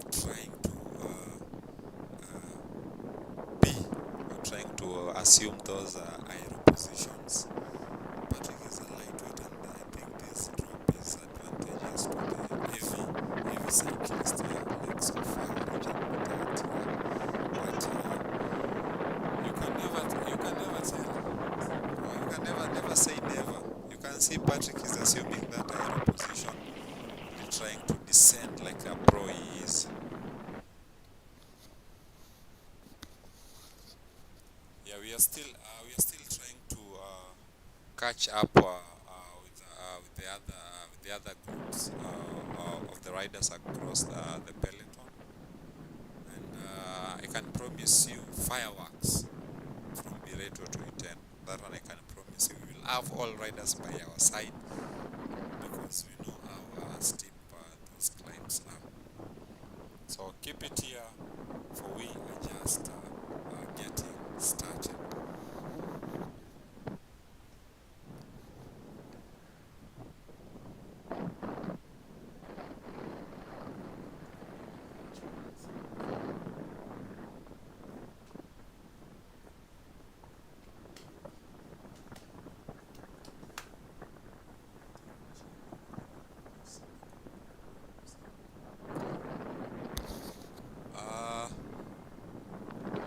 Arap Langat, unasema aje? Sauti yangu ni mbaya ni?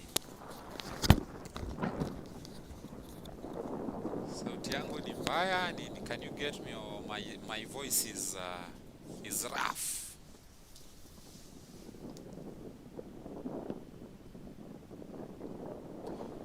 Yeah, one of my camera guys is telling me these riders are really starting to yeah, thank you Roger for that. It's the net that is unstable, but yeah, we are now getting to the valley, where I think we are going to have a good network up to E10.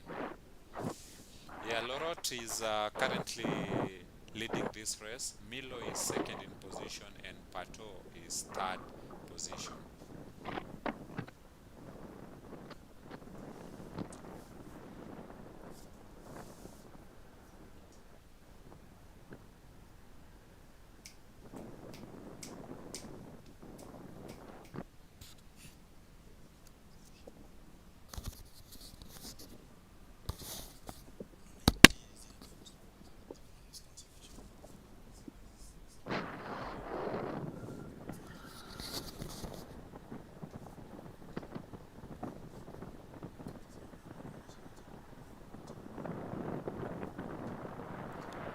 Right there, that is the race director, Alex Tibuita.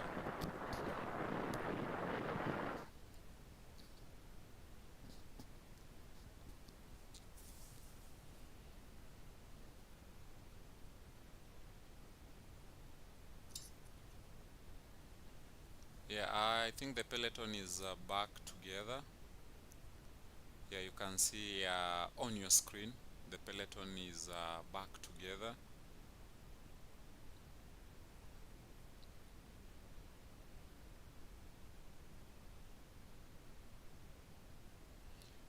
there's nothing we can do about the network. Yeah, in the valley, the network comes on and off. You have to bear with us, but it doesn't happen all the time. Just happening on a few sections, and right there, the race is just starting right now. This is where the race is starting, guys. This is where proper separation is going to start. Remember, from Berto is 24 kilometers to the finish line. That's like 24 kilometers of climbing, pure climbing, with only the smoother sections being only in Tambach. That's after you've climbed 11 kilometers to Tambach from Berto, where you'll only have a rest of like 2 minutes or something, and then the climbs kick again.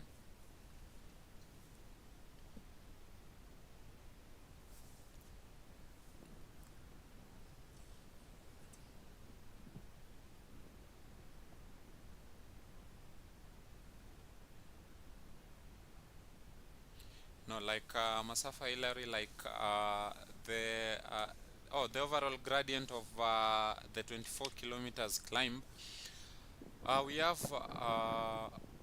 11 kilometers climb. That is from Berto to E10, and remember this climb is at 24 kilometers to the finish line.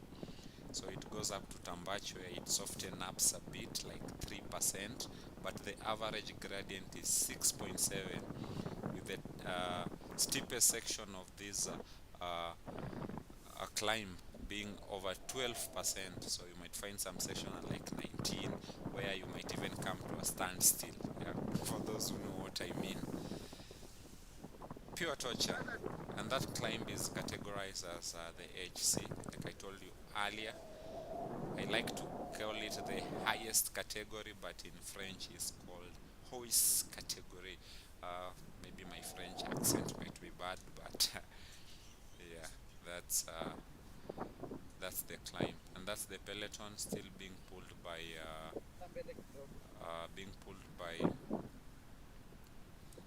Lorot,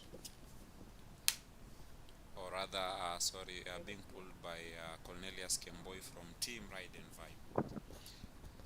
For me, I can say the race was open before we got to Cabaret, or rather before we go to the turning point. But at the moment, yeah, and as you can see, the race is really starting to open up. The race is really starting to open up, but we are still not yet to the end. We are still not yet to the end of this race.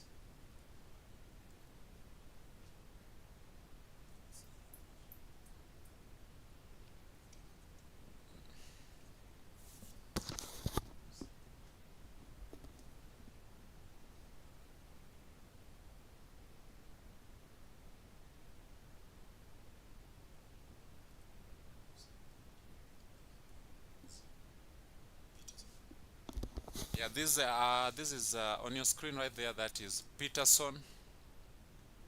That is Peterson, and rider from Team Black Mamba. You'll have to forgive us for not knowing these racers, because you have to check the number at the moment.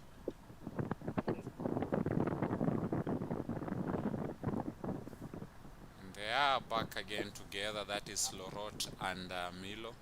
They are leading this race. They are still the leaders of the race, and they are now eyeing Berto, where the race started.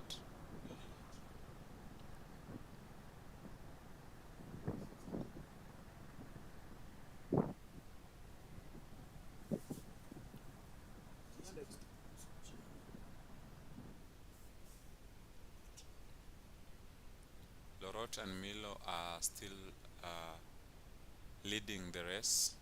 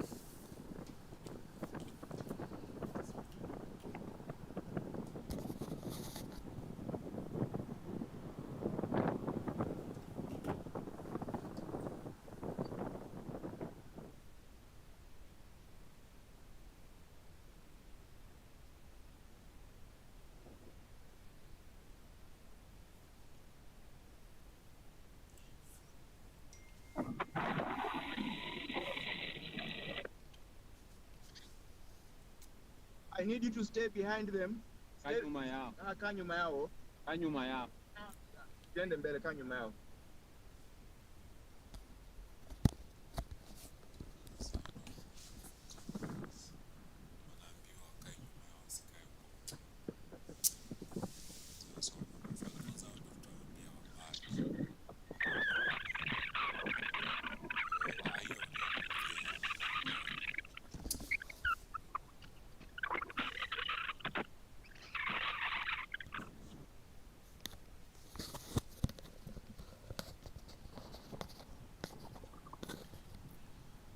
Still on the chasers, or rather, sorry, the leaders of this race. That is Milo and Lawrence Lorot from Black Mamba Development Team.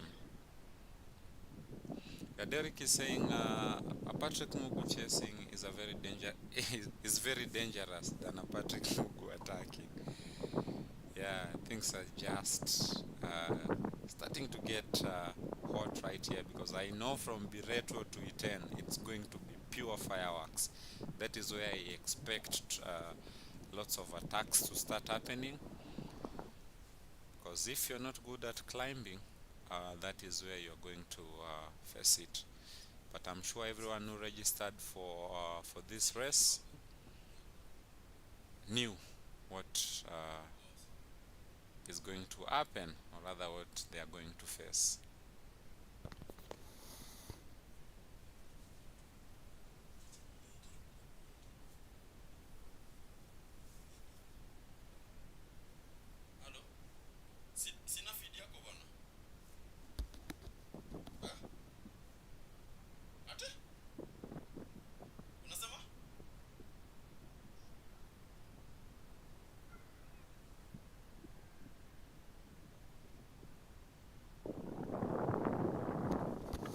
Big Dog,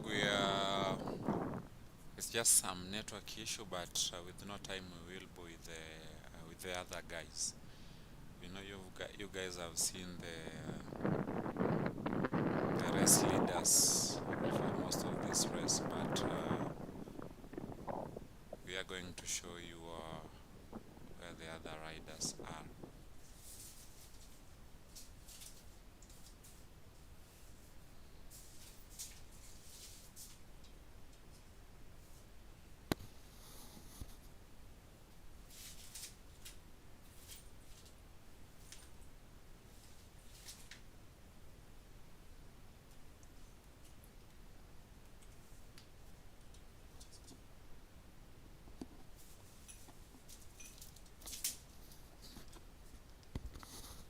And yes, Patrick Mugu. Patrick Mugu is still hunting down Lorot and Milo, who he was with together, but he was dropped on a descent, but he's trying to find his way back. Remember, no one from the Peloton has caught up with Patrick Mugu, which means he's doing quite a good ride.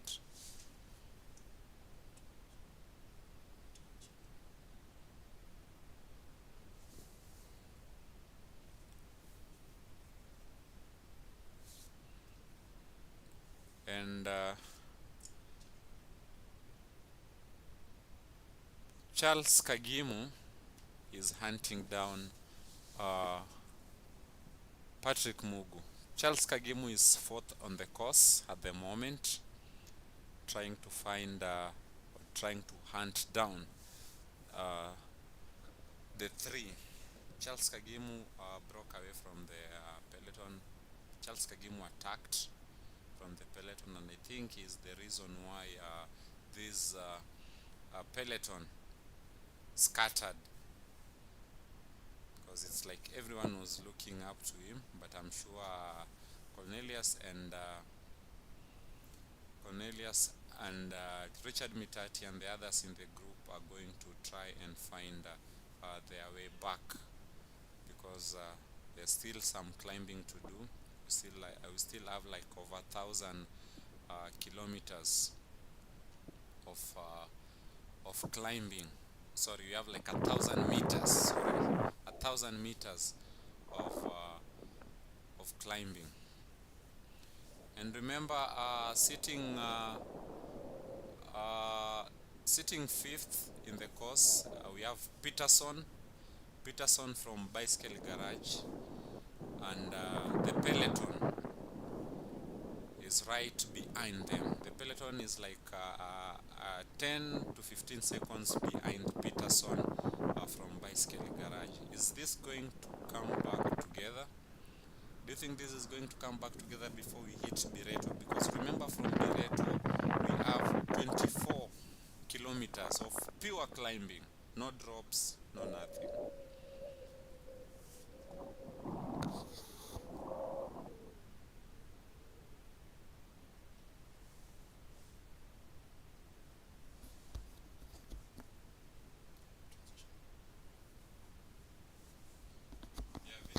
Yeah, Vincent is saying, yeah, from Berto, stick with the peloton. That's where the big deal is. Sure, that's where all the juice is, from Berto to the finish line. If you got someone to climb with, you're in a better position than when you're solo. The moment this is the peloton, the riders were scattered across the peloton earlier, across the road earlier, but it's back together. And Peterson has been caught. Remember, I told you he was like 10 seconds away from the peloton, but he's now been brought back. And from the other view on my screen, I can see Lorot and Milo really working together, switching turns, taking turns to pull themselves towards the finish line. They are doing quite some good job.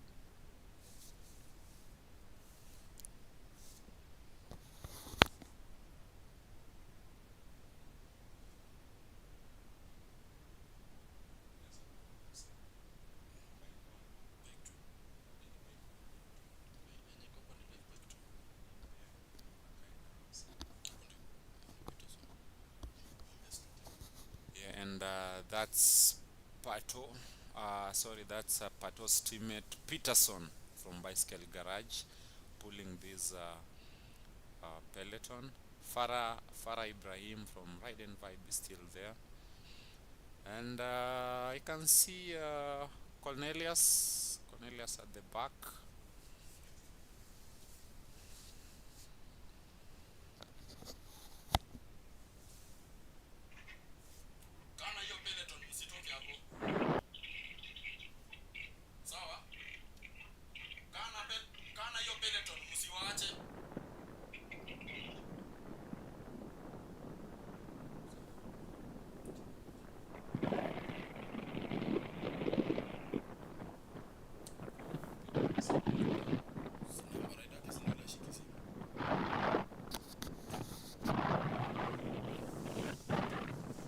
Dennis Kenya is saying, I have a feeling Pato will take this. Yeah, Pato is quite a good climber, but this a double of Lorot and Milo, they're really working together. Pato is isolated, not sure if Kagimu is going to catch up with him. And if Kagimu does, I'm sure they are going to work together on that climb. Yeah, Ridside Kaz is saying Breakaway 10 climb is brutal. Very brutal. As I was coming back, immediately the rest was flagged off. Those switchbacks are so crazy. Very crazy switchbacks with gradients of up to 18% in some sections of that race. So that is where a proper separation, I'm sure, is going to happen. For those who have legs, good for them. For those who don't, not sure. Yeah, someone was asking about Mitati.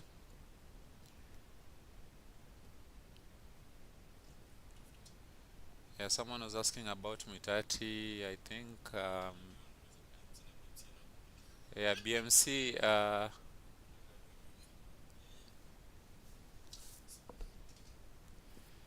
Trying to find out where BMC is on this race, because from this peloton, I'm sure he has a white Epic Sport jersey.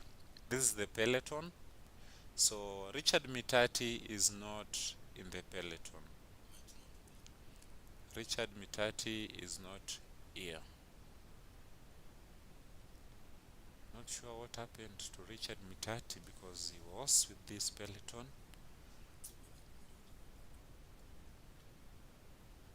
Yeah, Rashid is saying this reminds me of 2022. This race is not easy. This race has never been easy. This race, I've not raced it, but it's never been easy. It's not an easy race. Montali unauliza BMC kwani ya race. BMC was in the race.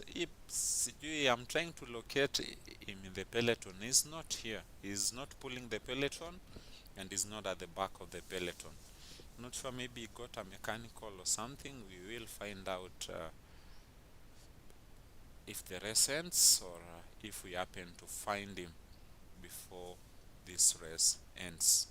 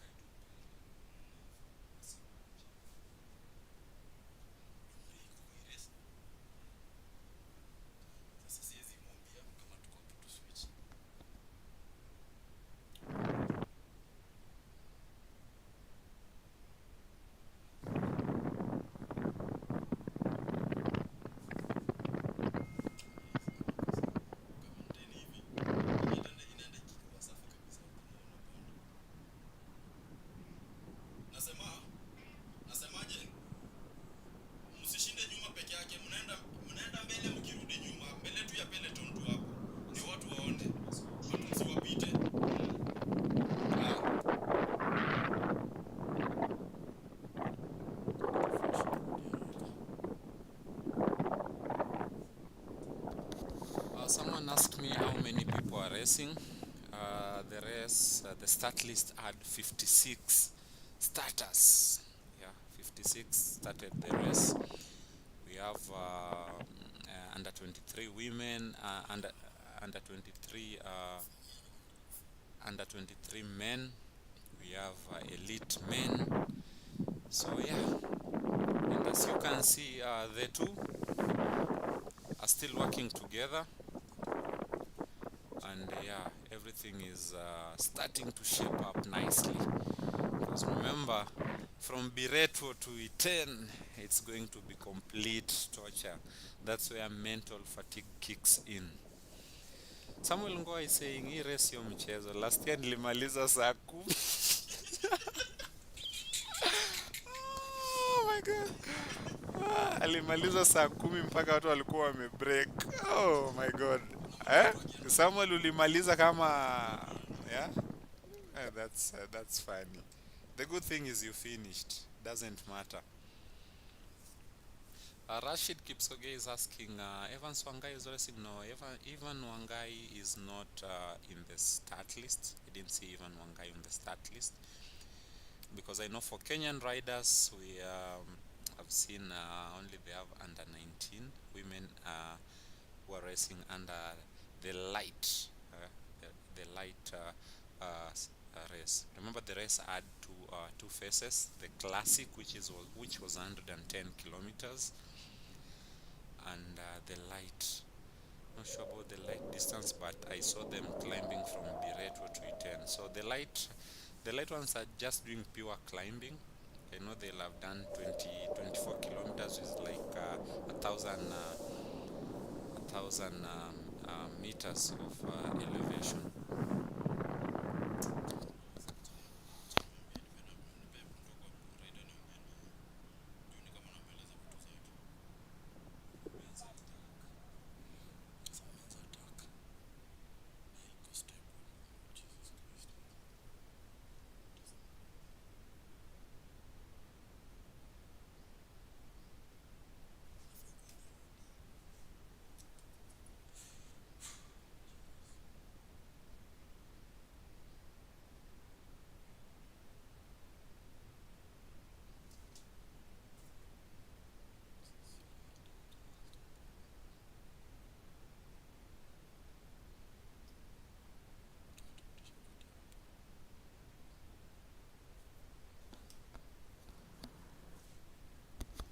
Jacqueline Zioka asking where the ladies are. We will start to show you the ladies from Berto.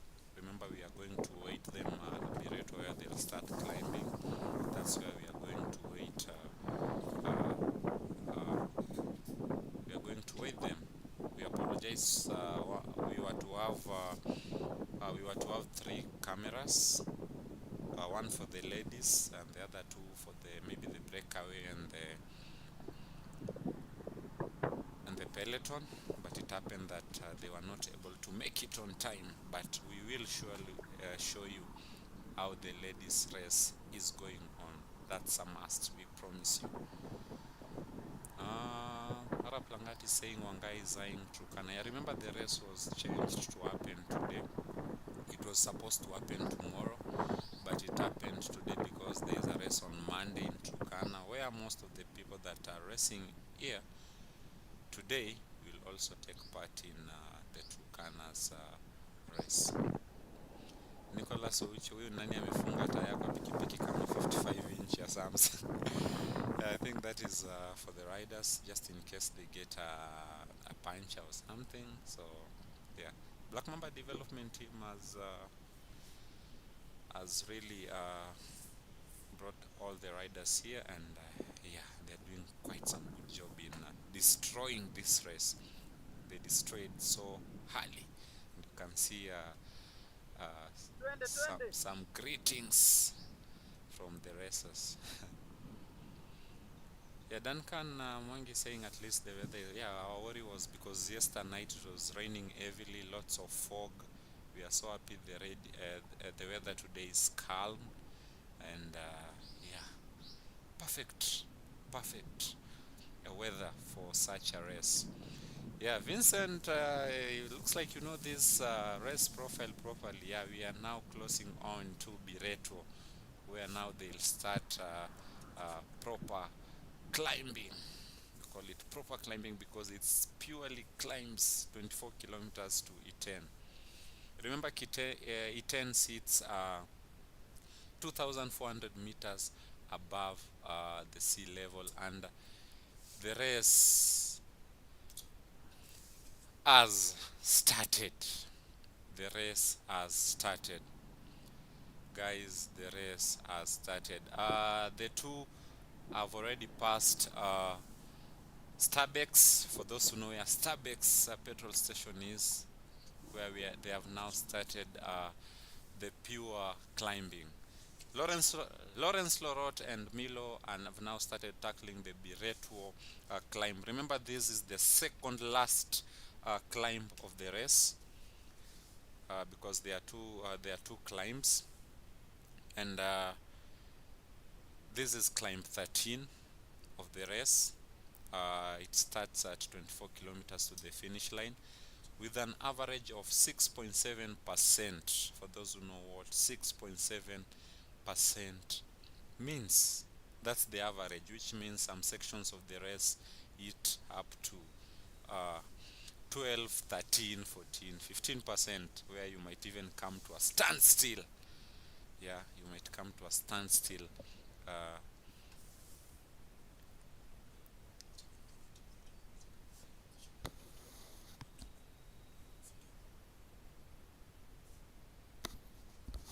On your screen, this is still the Peloton trying to catch up with the breakaway of Lorot and Milo.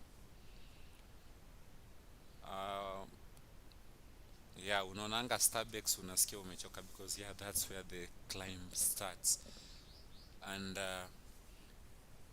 the breakaway has already started climbing. Big Dog, thumbs up to the racers. Thank you so much for being here, Big Dog, from the start up to this point where we've now started proper climbing. Like I told you, from Berto they'll climb 11.1 kilometers up to Tambach, where the elevation slightly soften up. The elevation will soften up and might even reach up to 3%. I know that 3% for these guys is quite might feel like a flat for them after tackling all these climbs. Yeah, Derek unasema it's quite unfair not to cover the women's race. Yeah, I've already explained. I don't think I'll have to explain that again, but yeah, we will show you the ladies peloton.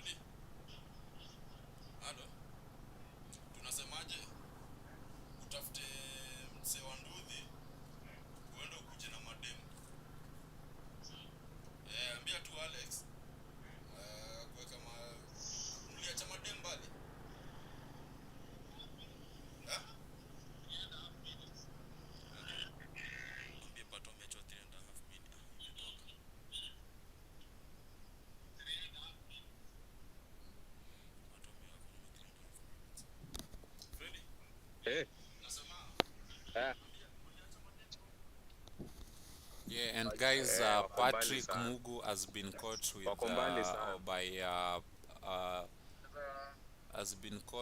by Charles Kagimu, but they are now together. Not sure if they are going to ride with the same tempo together. And you can see Charles Kagimu has opened his jersey, meaning things are starting to get hot. Things are starting to get hot. That's Patrick Mugu. Remember, Patrick Mugu was third on the race, but is now fourth, with Charles Kagimu taking his position. But they are now together. Hopefully, he holds this to the end. Yeah, guys, be patient with us. We are going to show you the ladies peloton. We've decided to improvise because we need to be fair. We believe in equality too. They were part of our plan, but one of our camera guys was not able to make it on time, and we had to cancel him out. Yeah, this is the peloton still together. They've really they've rode quite well together. So yeah, They're doing quite some good job riding together. Still with Cornelius here. The leaders of the race are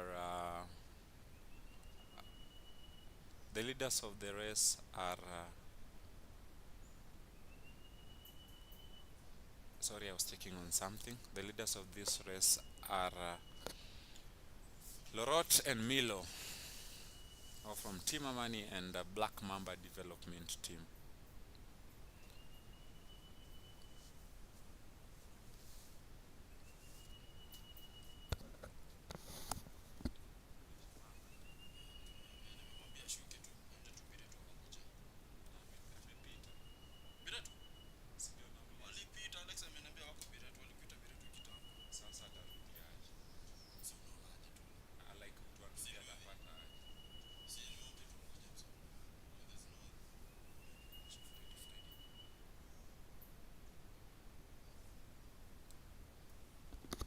Yeah, Richie, Swabri is asking me where Mitati is. I'm not sure where Mitati is, but we are going to find out in a few.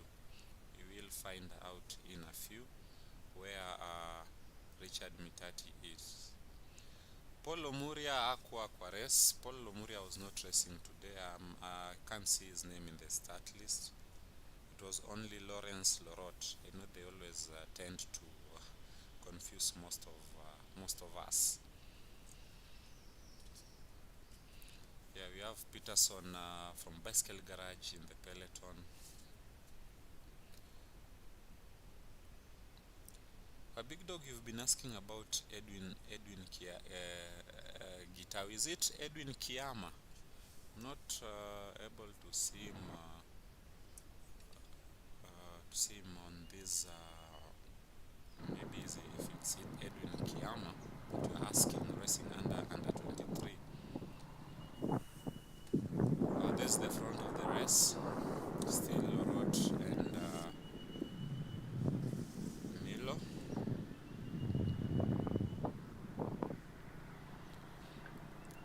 Yeah, we are working up and down to ensure we bring you the footage of the ladies. Remember the ladies, we have Monica Gelimo from Black Mamba, we have Maria Lepa from Black Mamba, we have Grace Caviro from Black Mamba, we have Claudette Nyirahabimana from Black Mamba, we have Jamila Abdullah from Black Mamba, from Ride and Vibe. Jazz Jamila Abdullah from Ride and Vibe. We also have Nantume Miria from Masaka Cycling Club.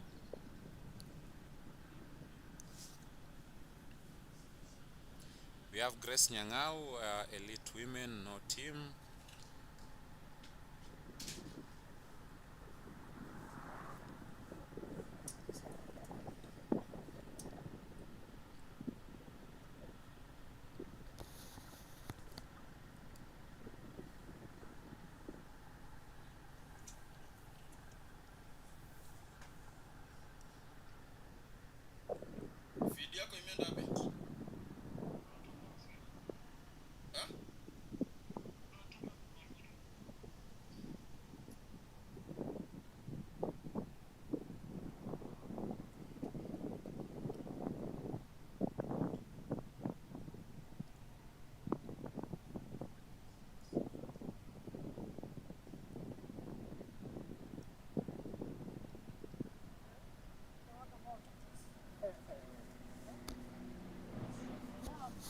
Remember in the start list we had 12 women or ladies, if that's right, starting, and we have 4 of them doing the light and the 8 of them doing the classic. Remember the classic is 110 kilometers long with 3,000 meters of elevation.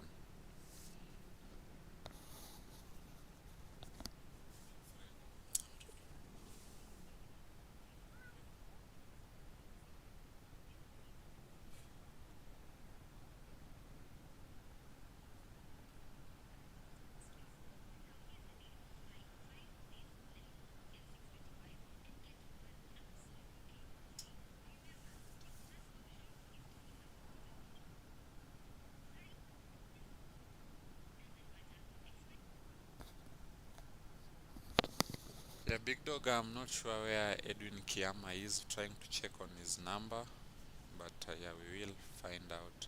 In case I get any information about his position on this race, I'll be able to tell you.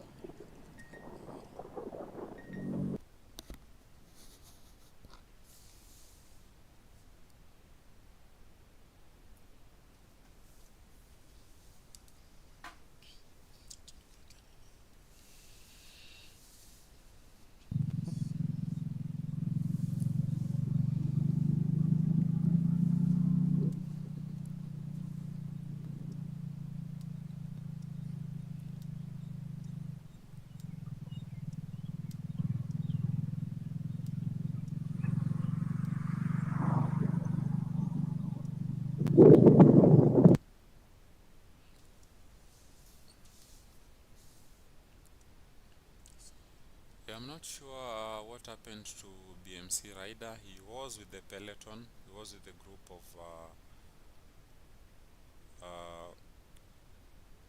Farah and Kagimu also left, who also attacked away from the Peloton. Not sure what happened to him. Might be a mechanical.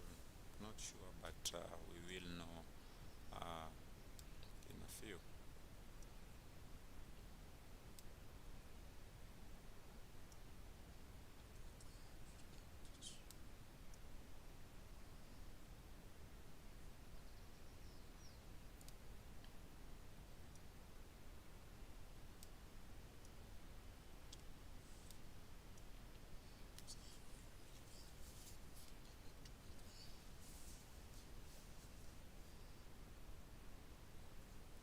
Vincent is saying the Ineos guy will be dropped. He is suffering in case Lorot decides to go softly. Pato will catch up. Remember, Pato was with Charles Kagimu. They are chasing down Lorot and Milo. Yeah, Ramadan Hussein is saying Farah rider to watch this year. Yeah, Farah was the best. He got some award in last year's KCRS Gala, most improved rider, and yeah, he's still showing it out here that he is really or indeed improved. Remember, in this group there with the Peterson rider from Black Mamba.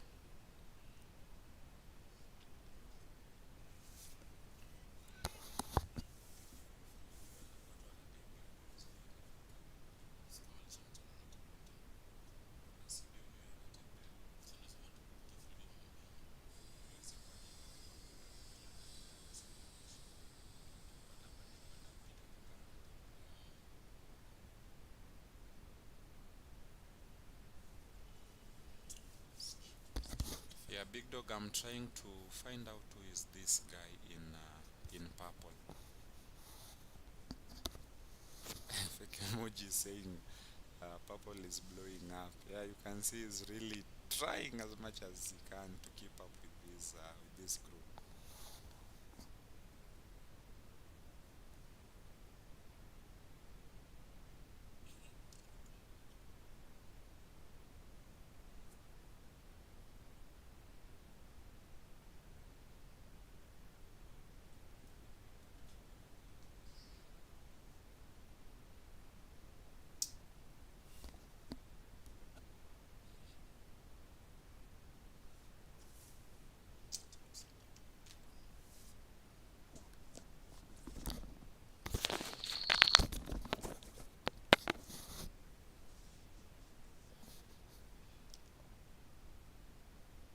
is the Black Mamba rider Kiptala minus Samuel is asking.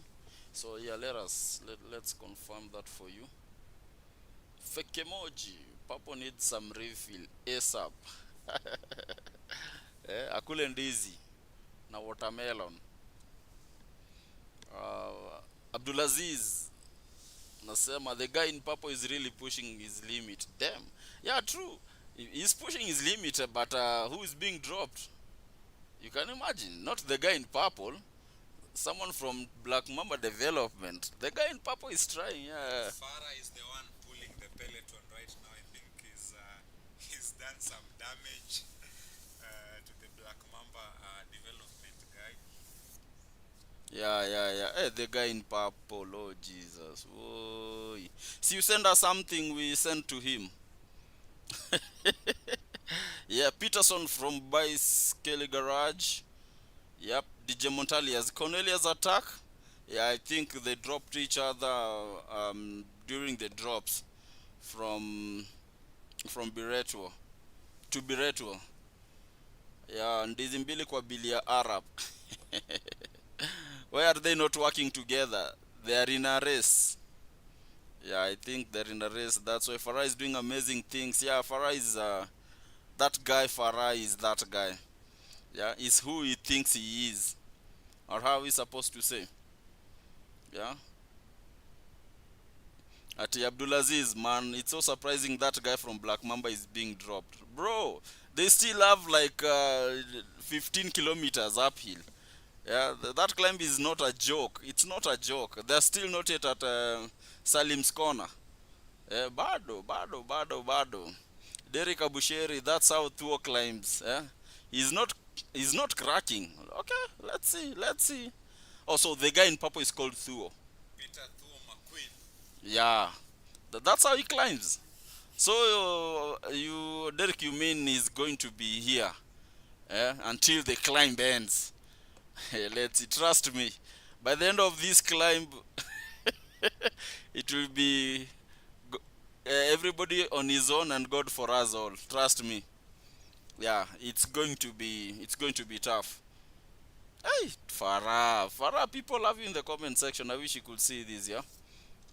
Yeah, 15 kilometers to go, my friend. It's not a joke. It is not a joke. It's T for tough. Very tough. Yeah, they're still pushing. In the meantime, Milo is still pulling Lorot, or they're working together, if that's the right language to use. Milo is still pulling Lorot. This is the Peloton. Ati Abdulaziz, I think Farah was promised something after Ramadan, because NGL, the work he's doing is amazing. Yeah, I mean,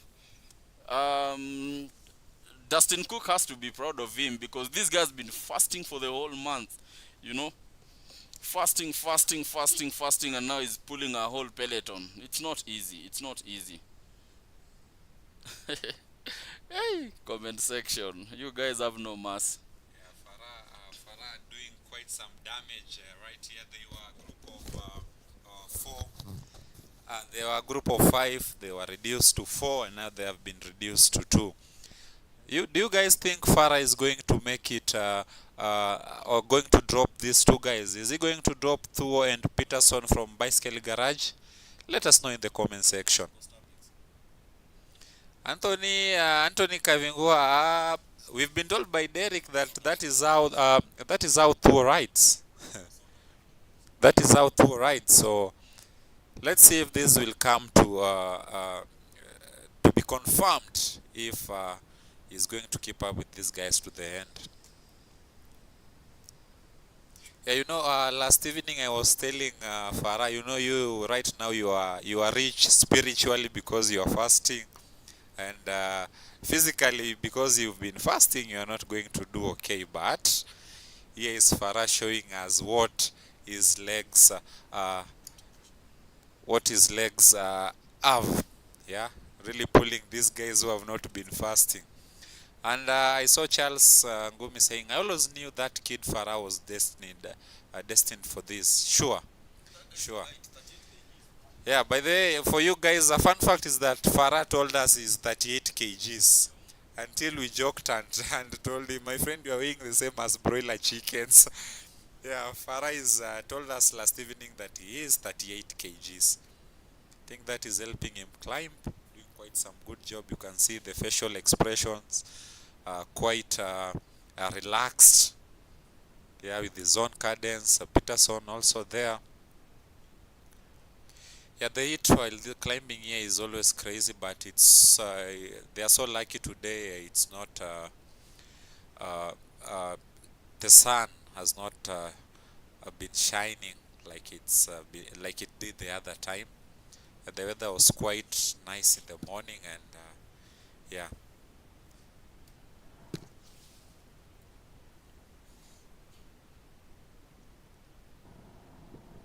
yeah, still pulling the pellet, the race, or rather leading the race are Lorot and Milo. They did a breakaway early in the race, and no one was able to catch up with them.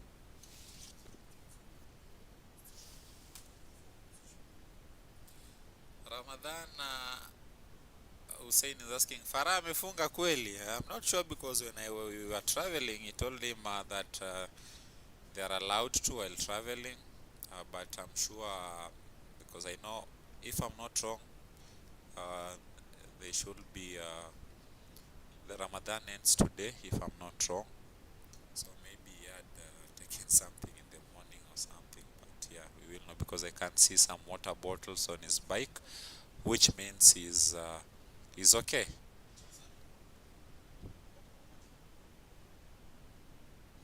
Yeah, mnashanga Farah is 38 kgs. Yeah, Farah told us he is 38 kgs, and we've started proper climbing right now, and the information reaching our desk is Charles Kagimu has dropped Patrick Mogo. Patrick Mogo has been dropped by Charles Kagimu, and Charles Kagimu is eyeing, or rather has his eyes on the two, that is Lorot and Milo.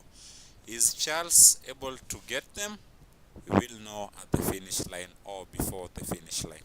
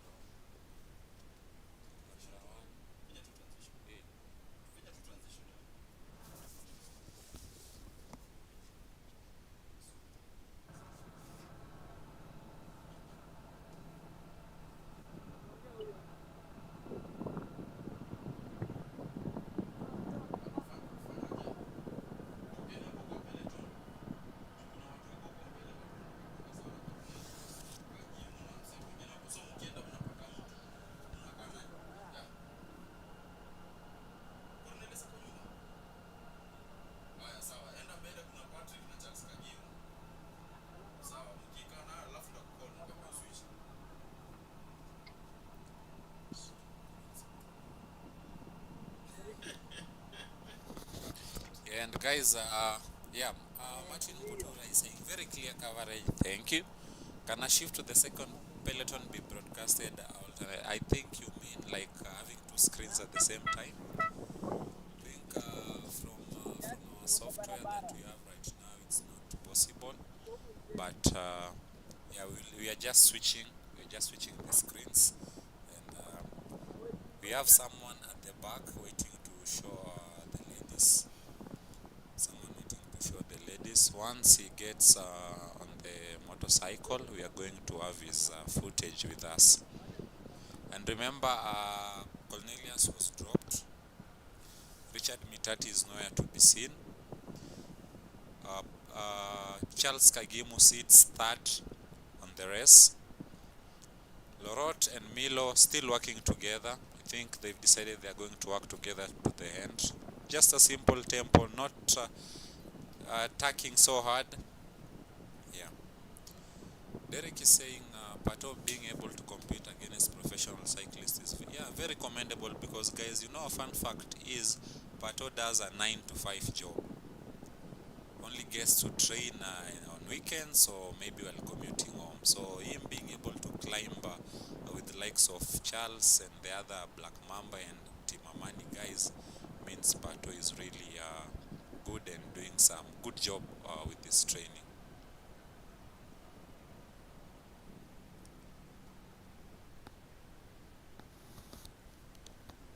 Big Dog, you are saying we show you the Peloton. I think I don't think if we even have a Peloton right now.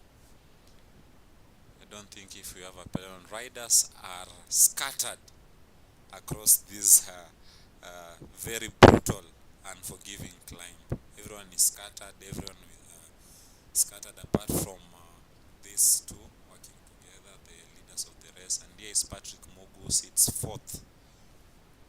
Patrick Mugu sits fourth on the race. You can see how climbing with his own tempo, using the smaller ring on his chain. That just tells you how brutal this climb is. Swabri is saying Kagimu atafika na ataondoka Lorot. Yeah, we are yet to get to Kagimu, but we have our eyes on the leaders of the race. So in case Kagimu gets to the two, we will know and we will show you.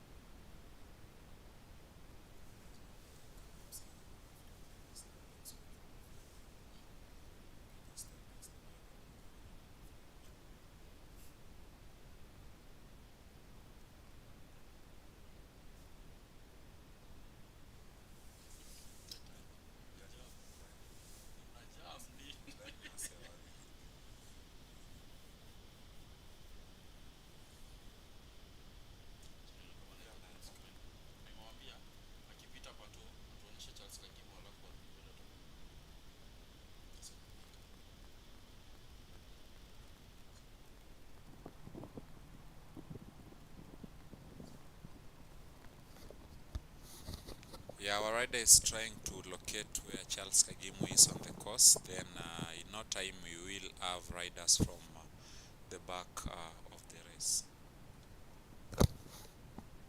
Like we'll show you the women leaders, and those at the back of this race.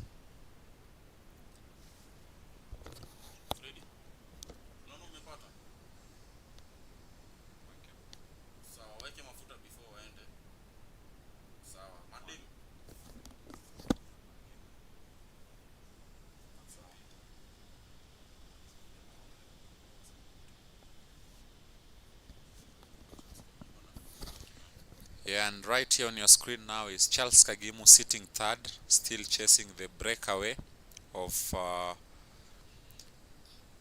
Lorot and Milo. Charles Kagimu caught up with. Remember, Charles Kagimu was with the Peloton, attacked, came, found Patrick Mugu, attacked again, and now he is having his eyes, or rather his radar or target, aimed at the two leaders of this race at the moment.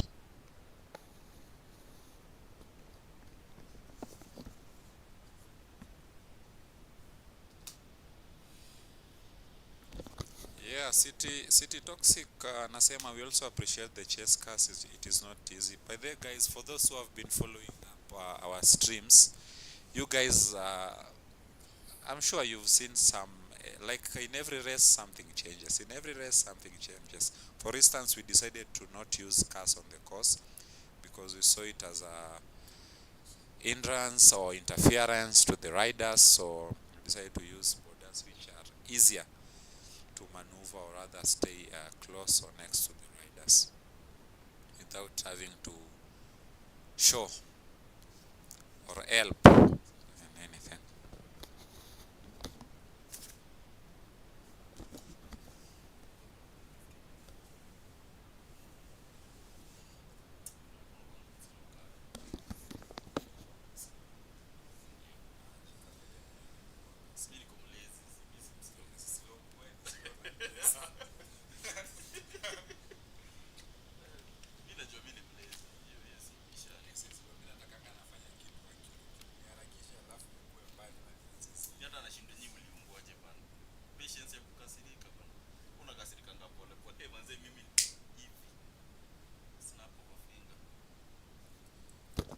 Mara Plangat saying great. We are doing great today. Asante sana. Multiple streams is a big achievement. Yeah, we are trying. We love more and more and more and more in future. And thank you so much for those sending. There's a number on the top right of your screens. Top right of your screens, there's a support number there for those who can send something at least tupate pesa ya mafuta hapo ya hawa sewanduthi. Yeah, that will help us. Ramadan is saying weka ladies. Yeah, I've already told you guys we are working to find the ladies. Bado hata wajafika Berto, but once they get to Berto, you will see them. Our camera guy is there waiting for them as soon as they start climbing. So yeah, bado ladies tutawaonyesha. If you want to see those suffering, you're still going to see them. On your screens, that is number 1 and 2 still working together. Remember, they were working together the moment they attacked until they dropped Charles Mugu. And right now, Charles Kagimu is sitting third, who was with the Peloton, now aiming to get these 2.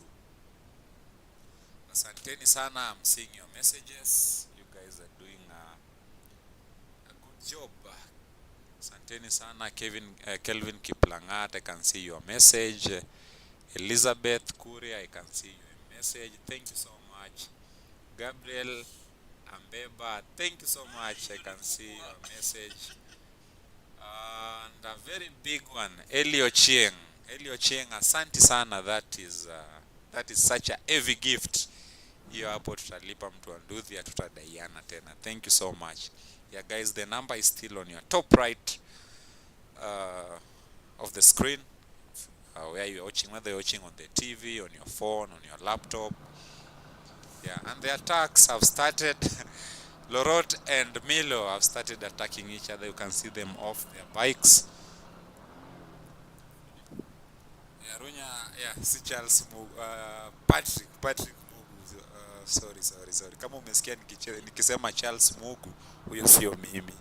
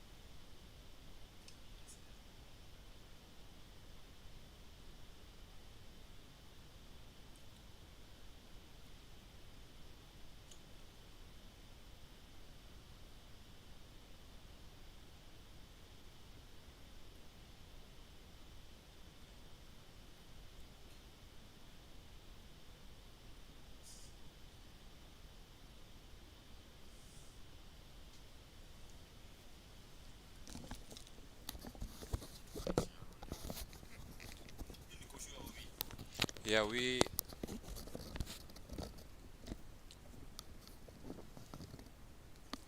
the first lady has already passed Berto, so our rider is getting ready to start following. We'll just let you know the ladies from which team and which lady is that.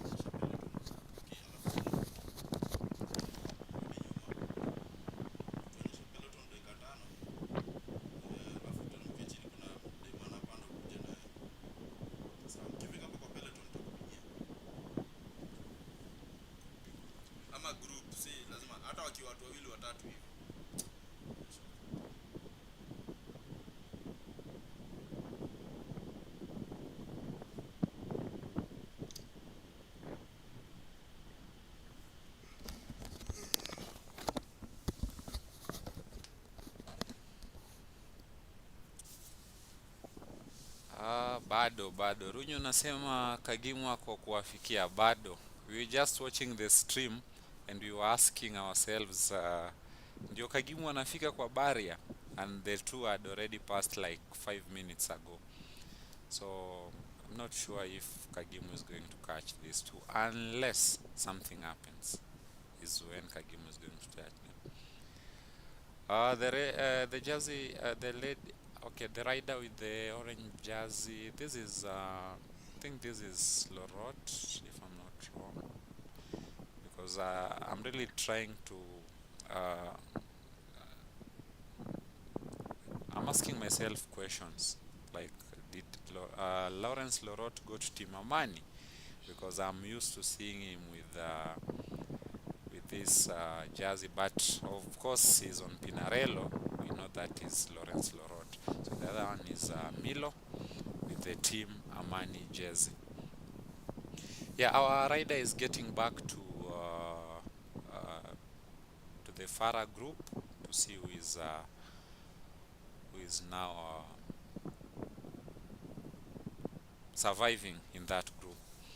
Remember, you see, this is where this challenge comes in. Like, we can't have every camera for every rider. Yeah, it's not economical, or rather it will just cause chaos on the course. We're just trying to show you what we can, but we also want to show you guys who are at the front, who are at the back. Yeah, so just bear with us. Team Sosi, no, hapa hakuna Team Sosi. Have not seen Team Sosi today. Not sure if they'll be in the Turkana road race. We will see. Yeah, Arunya is telling me Mile is on Pinarello. Wow. Yeah, so because I know Lorot is always tall. So I'm trying to ask my question is, oh, Lorot is in Team Amani. Okay, I thought Lorot is still in Team Black Mamba. So yeah. So now we have our answers for those who are asking questions. Thank you so much, our viewers, for helping us. No, Dennis Wambugu, bado hamjajua BMC alienda wapi. No.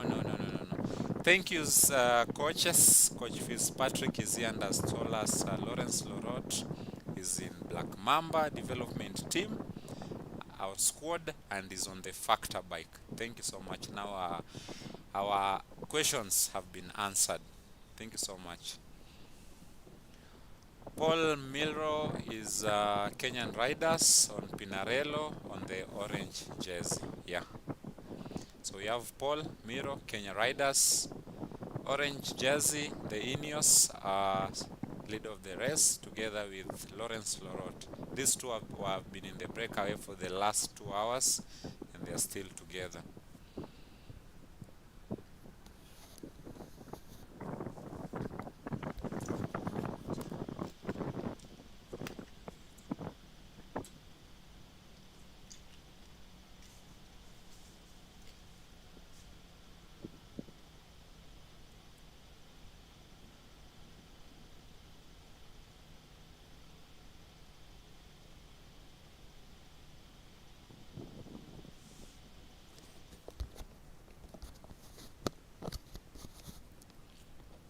City Toxic asking what is the color of RVN Nairobi jersey.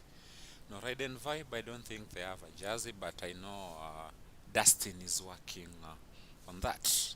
They will have their jerseys so that it will be easy to identify these riders in the race, because you see, like, it's easy to know this is Lorot, this is Paul, like Fitzpatrick has done.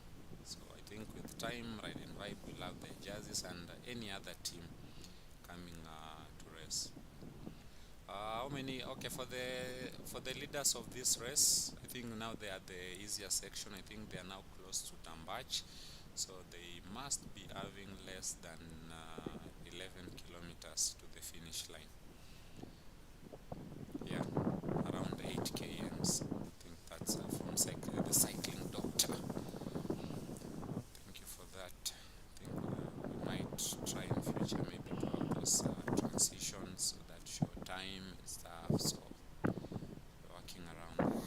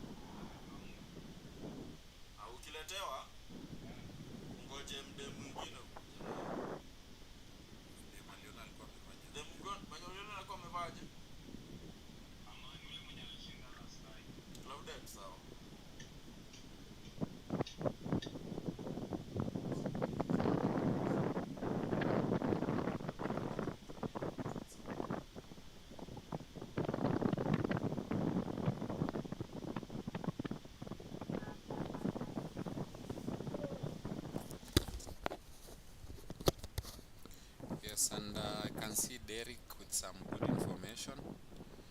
Yeah, we just confirm with our rider, the first lady to pass Berto was Claudette. Then we have Alepa sitting second.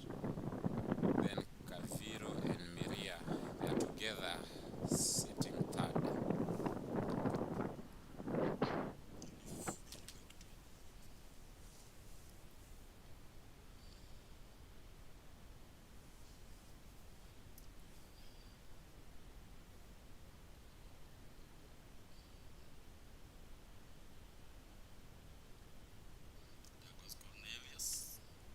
Here we are with Cornelius.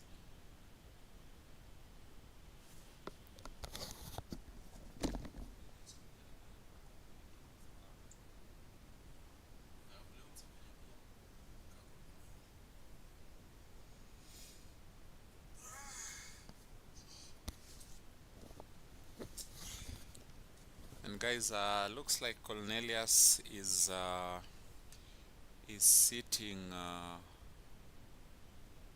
fourth. Looks like Cornelius is sitting fifth on the course, because at the front we have Lorot and Milo. Third we have Charles Kagimu. Fourth we have Patrick Mugu, and fifth is Cornelius Kemboi.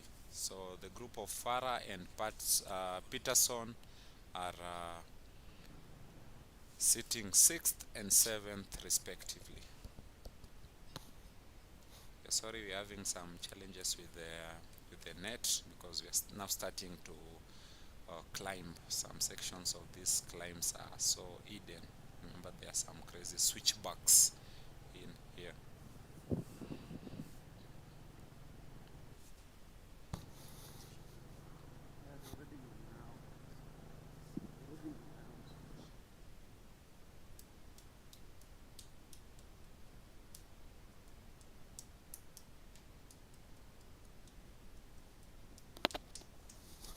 And Cornelius up on his bike. Cornelius up on his bike. Remember, Cornelius is sitting 5th on this course.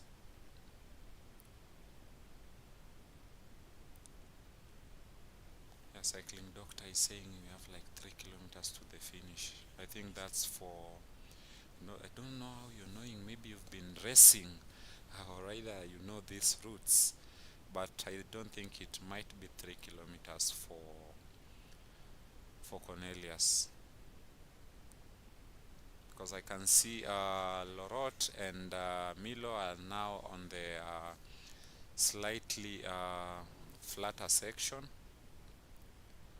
They're on the slightly flatter section, unless cycling doctor ukiangalia utatuambia. And Cornelius is now passing that barrier, the barrier which you guys were seeing earlier, so which means he must be like 10 minutes, over 10 minutes behind these race leaders.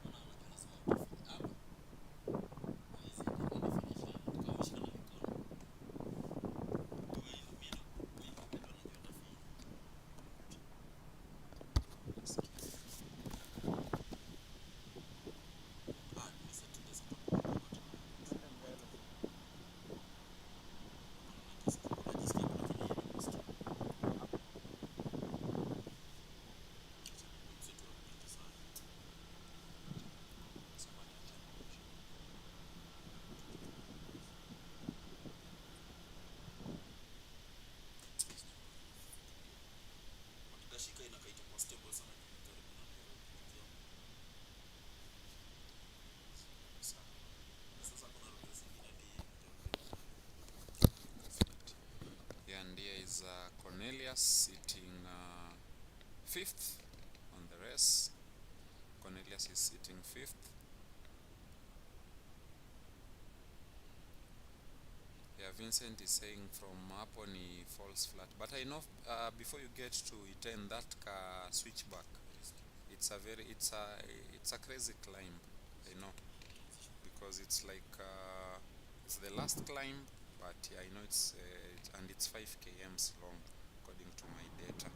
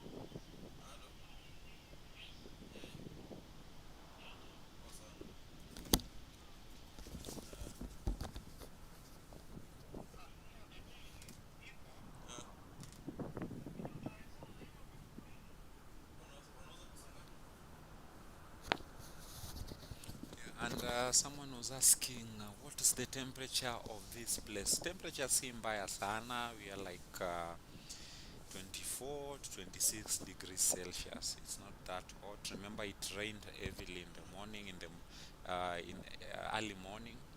There were some drizzles before the rest started. Yeah, so it's quite warm. Yeah, it's quite warm. It's not that hot, but I know for the riders, their legs must be feeling so hot. Guys, remember again, our support number is on the top right of your screen, whether on your laptop, on your phone. You can send anything, at least just to clear with the riders that we have here. Someone's asking down in the valley how it was. I think you're saying Berto.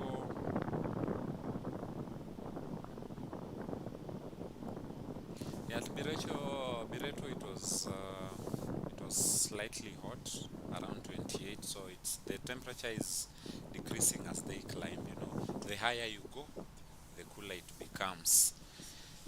But I know for cyclists, the higher you go, the stiffer your legs become. And I know that's how this rider must be feeling right now.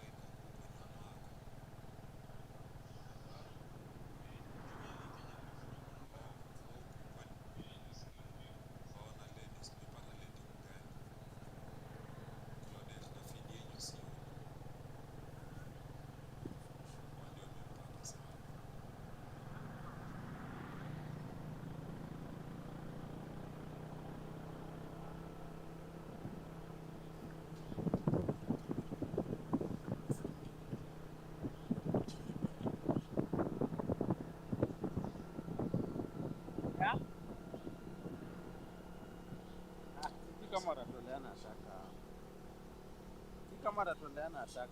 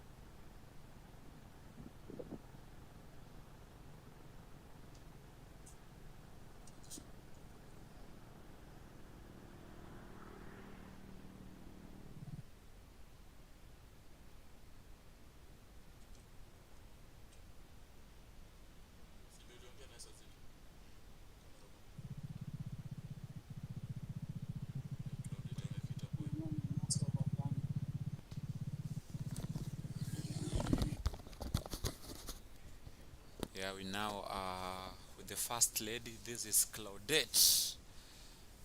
This is Claudette Nyirahibimana. Such a long name, but a beautiful one. The factor bike, that is the first lady.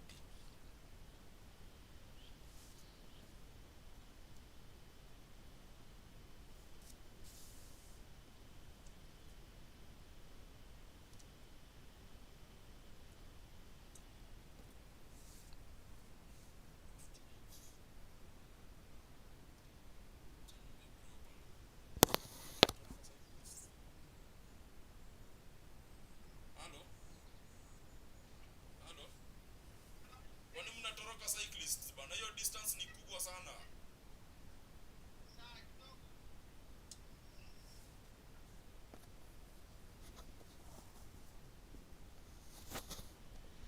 Claudette was registered under the Black Mamba development team, cycling for under the category of under 23 women. Remember, Claudette is the first, the leading woman on this race. Remember, the other ladies were Jamila Abdullah from Ride and Vibe. We have Nantume Miria, who is with Kaviro. She is cycling for Masaka Cycling Club under 19. Nantume Miria is under 19, doing the classic GRVC Classic. Remember, GRVC Classic is 110 kilometer. Kindly, cycling doctor, please be patient with that. Be patient, please. Be patient. We are trying to make everyone happy.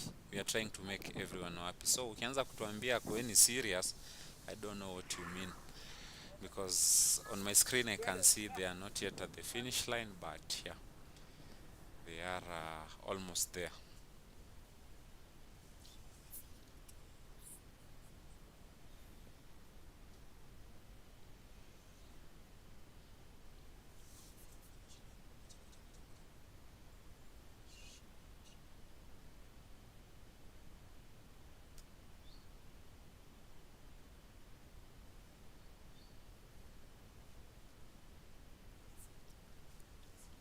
And the two hapo network imepotea as they were crossing the finish line, but we will confirm to you who has won GRVC 2025. We are going to tell you. Unaona sasa, cycling doctor, it's your fault. It's your fault. We have not been able to see who has won this race, but we will tell you in a minute. We will tell you in a minute who has won this race.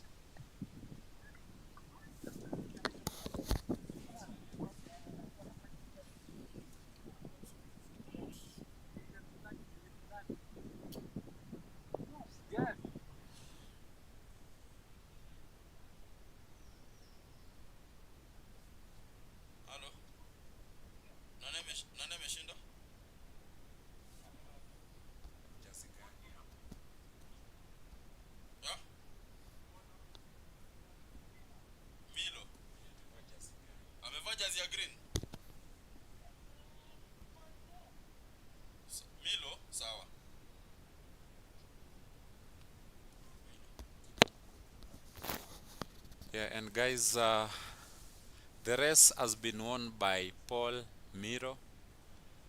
Remember, Paul was with the one with the orange jersey. For those who are asking, who was that with the orange jersey? Paul Miro has won Grvc 2025. Second is who finished closely. Lawrence Lorot is second. Paul Milo from Black Mamba development team or squad. No, from Paul is from not Black Mamba. Paul is from Kenya Riders. I think the coach had confirmed to us. Paul was riding for Kenyan Riders, the one with the Ineos orange kit or jersey.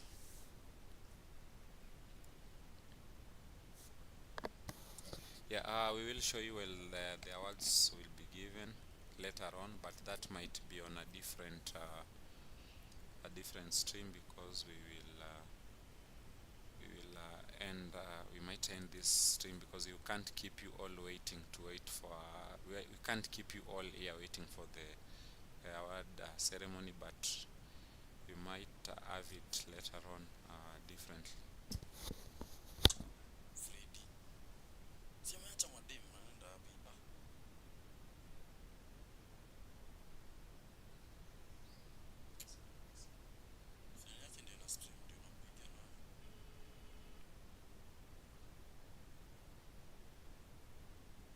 Freddy. Halo? Fred. Kwani unaenda wapi? Ha? Wewe kana kina jazi, achana hao wengine.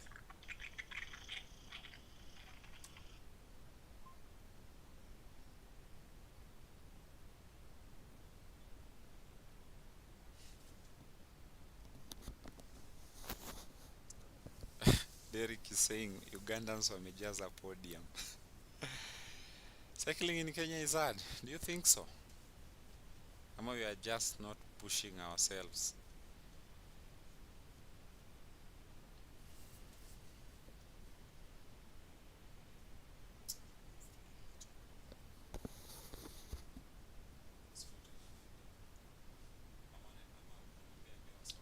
Sitamwambia kitu mimi. Nako live. Achacha. 0758 nikieka. Imeshuka. Halo? Halo? Hebu weka kamera tuone finish line.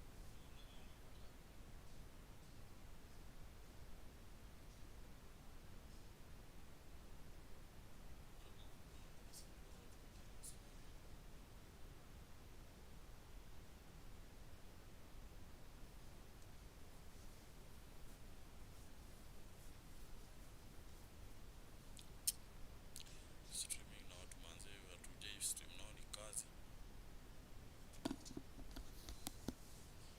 Kwani tuna miss Dimpo vibaya sana.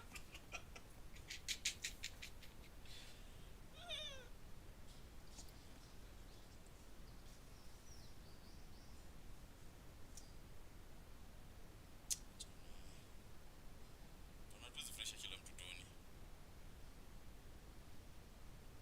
Tuweke finish line.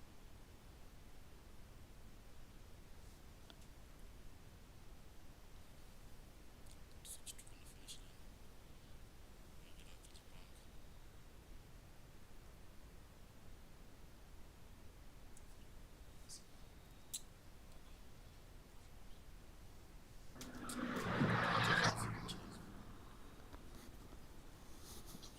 Yeah, and remember, out of 56 riders, or rather the ones who are doing 110 kilometers, only 2 have crossed the finish line. Thus being told Paul Miro has won the race, but we are yet to confirm that.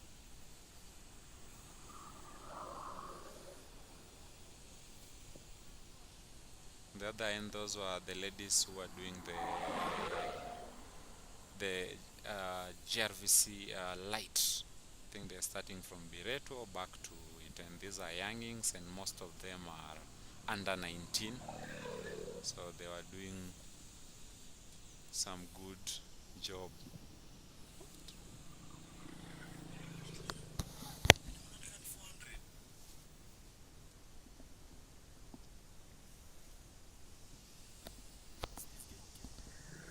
Yeah, and keep supporting us, guys. Keep supporting us. We've received the biggest support we've ever received since we started streaming from Stanley Munyiri. Thank you so much. This is going to, yeah, because we are going, this makes us want to make the stream even better and better, because I've seen Cycling Doctor there throwing tantrums and stuff. Remember, we are trying all we can to do this, and from our end, we know we learn from every stream. We learn something new. From every stream, we learn something new. We don't have the ability of the Tour de France streams, if that's what you're expecting, but with no time, we will get there, and you guys will love this stream. Someone is asking, Masafa Ilari, where is Patrick? Patrick is sitting fourth in the race, and I'm sure he's going to finish fourth. We have someone at the finish line. He will show us those crossing the finish line. And yeah, we thank you guys for being with us all this time. Over 100 of you. And on your screen is the First Lady. And that is on your screen right now. That is the winner of the race, but we are yet to confirm. We don't know if it was an attack. That is Paul Milo with his bike, number 53 there. Remember, he was they initiated a breakaway with Lawrence Lorot and Patrick Mugo, but Patrick was dropped on a very sharp descent, and the race is still on. The race is still on. The race is still on. Okay, City Toxic, you're saying we interview riders. We will try to do that, but you might get these interviews later on. For those who want post-race highlights and interviews, you will get them on our social media account, Wafinyi account on Instagram and Facebook. You'll get it there, because today I'm always the one doing these interviews, but today I'm in the booth, the commentary booth. But sure enough, after the race, I'll go interview the riders. I know these interviews are always good while the rider is still panting and sweating. But yeah, Elio Chieng, thank you so much for the top up. You're really doing a good job in supporting us. This goes a long way. We appreciate your support. We don't take you for granted. Over 100 of you start watching despite these small challenges here and there in regards to transition. Because you know one thing with our races, the whole peloton will not finish the race. Like, you won't expect a bunch sprint or a bunch finish. You know, everyone has his or her own legs. So having multiple cameras across this course will just cause chaos. But we try as much as we can on how we can live stream these races.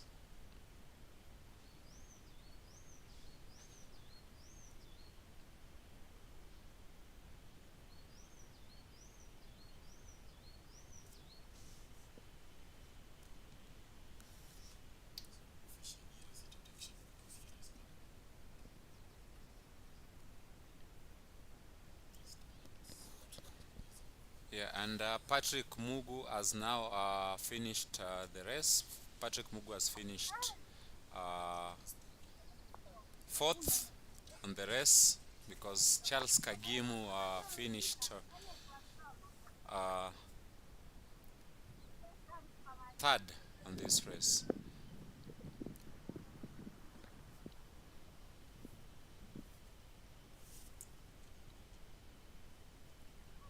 And Peterson Bicycle Garage has also finished the race. Sixth. Looks like Peterson attacked and dropped Farah and Thuo McQueen. And there is Patrick Mugu trying to get back his energy. You can see how brutal those climbs were.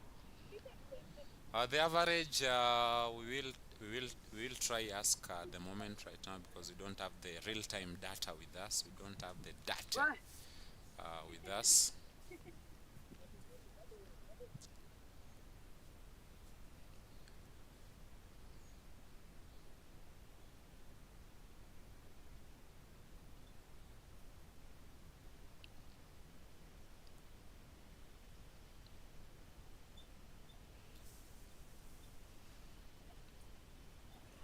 And this is Jazzy from Ride and Vibe. Jazzy from Ride and Vibe. Sure is sitting fifth in the women's category, because first is Claudette, second is Mary Alepa, third is Grace, and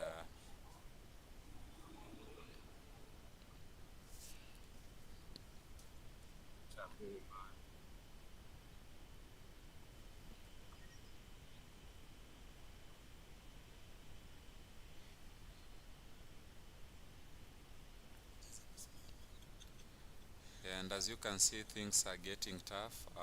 Jazzy is there hydrating. This is how hot things are. Jazzy is here hydrating.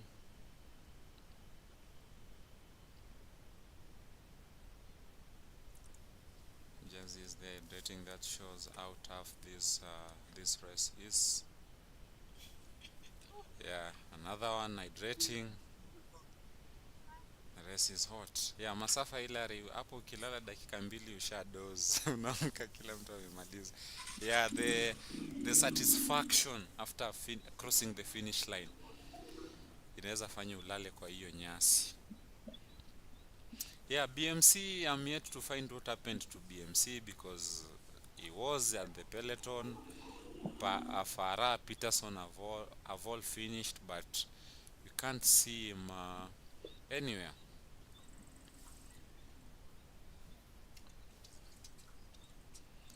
And in the ladies category, that is Jamila Abdullah sitting second in the KCRS standings. After Baba Krama, whom I saw someone ask where Baba is. Baba had some other races. She is a triathlete, so she is basically having some. I saw on her socials she was in Oxford. She had a race there, so he wasn't able to race Grvc. It's City Talks, you've been asking about Samuel, so I don't know which Samuel you're saying, because I've tried checking my my standing, but I can see you're asking about Samuel Ndungu. Samuel Ndungu from Aria Finergy Vortex under 19. I don't know what happened to Ndungu, but just remember there was a split, and the racers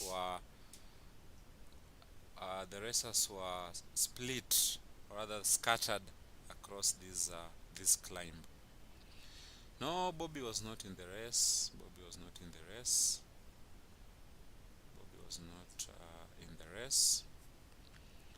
There is the Ugandan team right now on your screen from Masaka. You know, this is Team Masaka. We'll just try to find out who this is, and I know this is I think this is Miria with the loop bike. Someone correct me in the comment section, because I'm not able to see a race number, or rather her face, but this must be Ntume Miria from Masaka Cycling Club.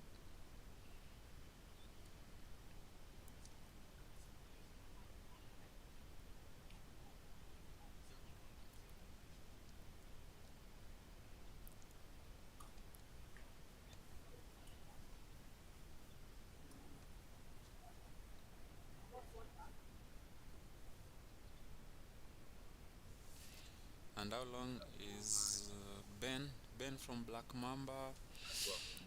You're talking about Ben from Black Mamba. I'm not sure how far Ben is. I wish, oh, you're asking about Bernard Njoroge, under 23. I'm not able to know. With the time, in the future, through your support, we will be able maybe to have trackers of on every rider's bike, so that we're able to know their real-time location on the course. That will only happen through your support. That will happen through, I can see some motivation from Team Black Mamba, motivating one of their own. Hope that was not a push.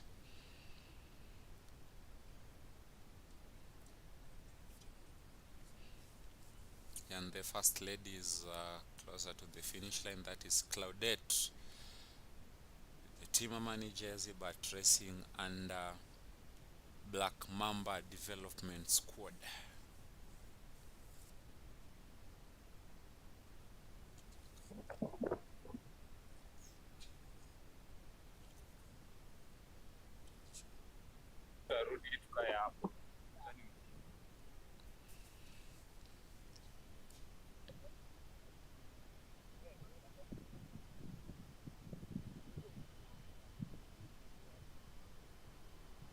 That is the finish line right there. We'll just be checking as riders cross the finish line.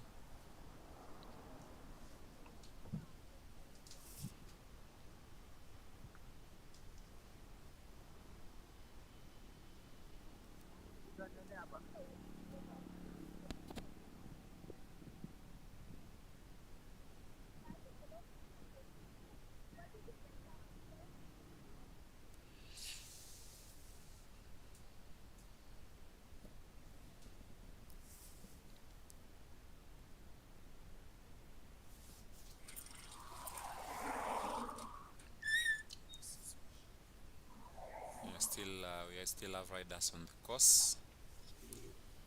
Still have riders on the course. Things are not tough, and you know, the earlier you finish, the better, because the sun is starting to get in a little bit hotter.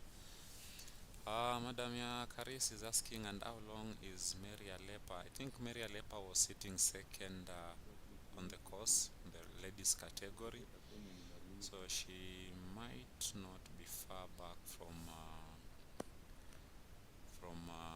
Claudette, who is also almost finishing the race right now, only some few kilometers to the finish line.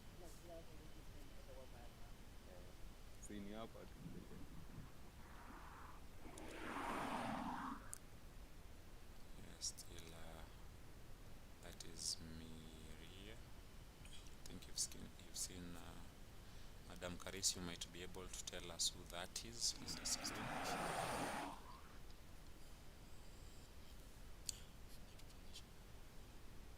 And we still have some riders crossing the finish line. We still have some riders crossing the finish line right there. We'll be able to show you. City Toxic, I'm not able to locate Edwin Kiama anywhere on the course. Like I said, we will try in the future have trackers, so be able to track these riders whenever they are on the course.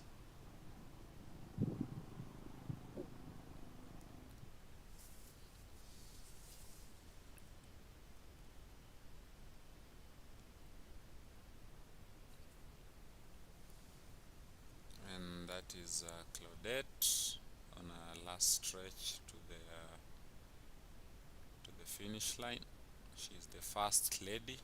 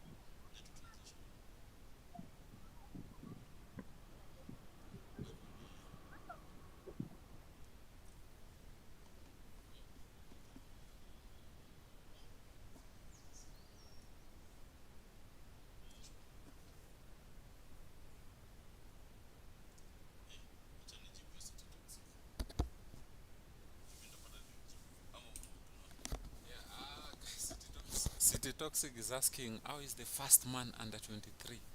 Yeah, just know it. In these races, age is just a number, my friend. Age is just a number. Maybe he's 23, but experienced enough to tackle these ills in E10.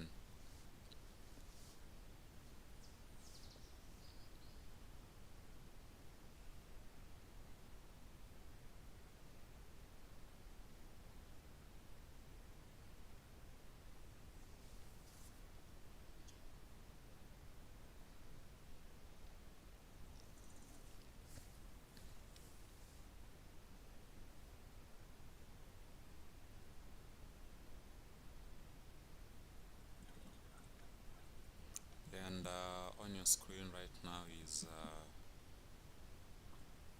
Jamila Abdullah Jazzy from Ride and Vibe. I think she's the 5th lady on the course. Nadhani washamaliza. With the Wale wa Jazzy, kwanza. with the Jazzy Open.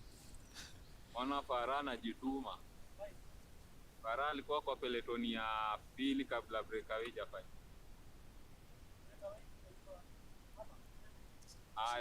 Ikaribia Biretuo.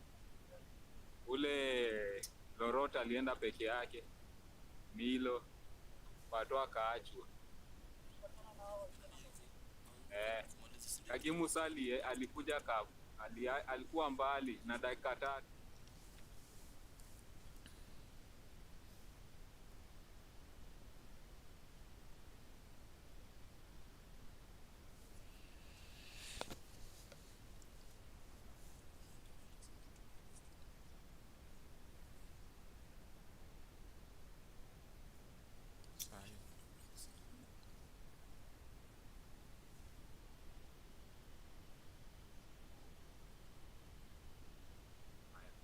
Na kanda kidogo wapate siende sana.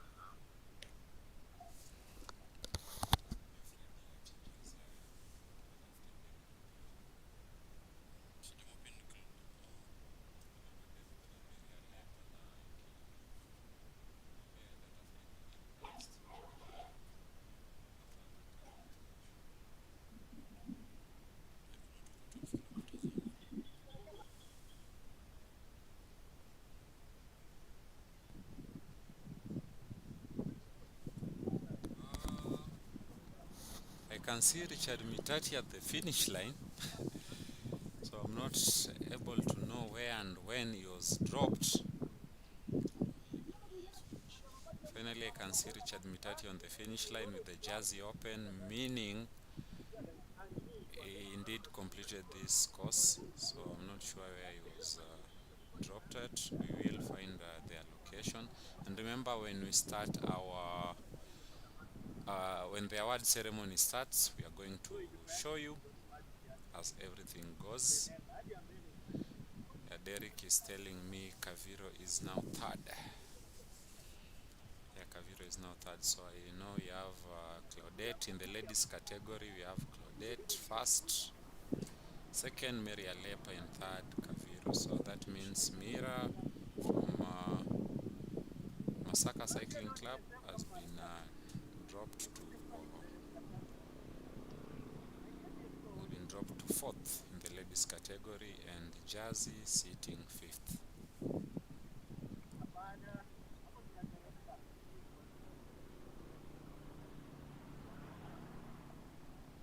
Wale walikuwa anauliza McQueen ndio huyo hapo.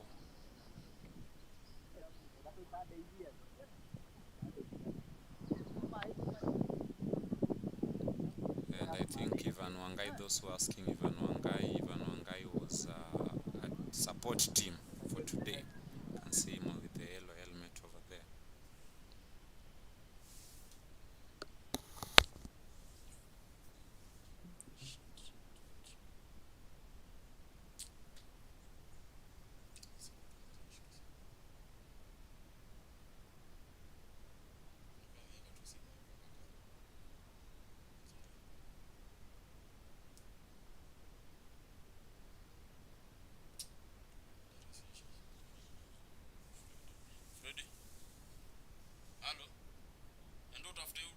mbili, achana na kina Jazi. Kuna dema anaitwa Mary Alepa, wewe enda tutaona mdem mbele. After huyo dema amevaa jezi ya Uganda. Ndio mwenye uko next.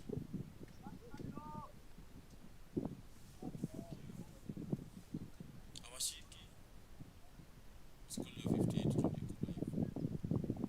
Haikutu hata tujue ilienda wapi.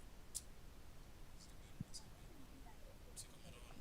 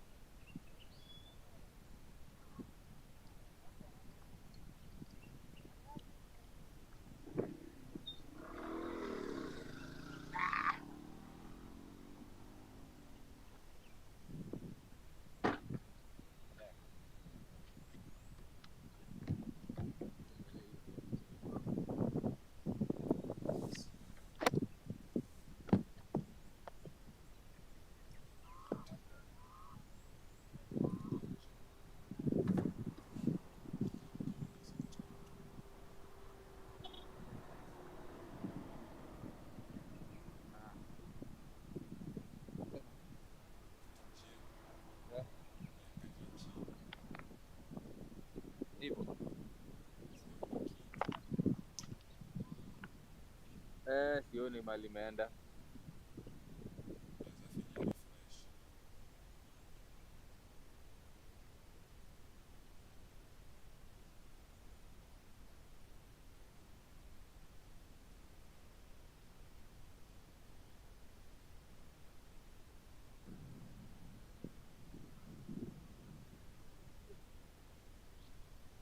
Unaona?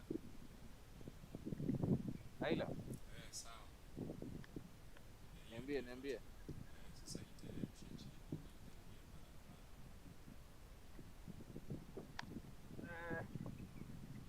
Waje jioni kiasi.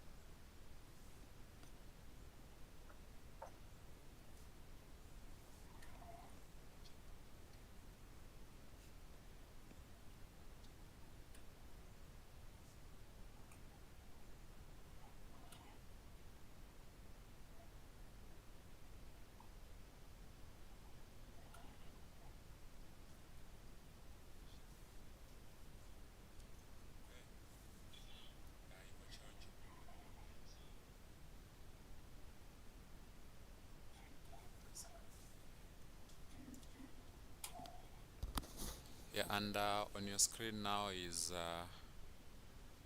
this is Kaviro. Just now from unless someone corrects me, I think it's this is Kaviro Grace from no, this is not Kaviro. This must be Miria.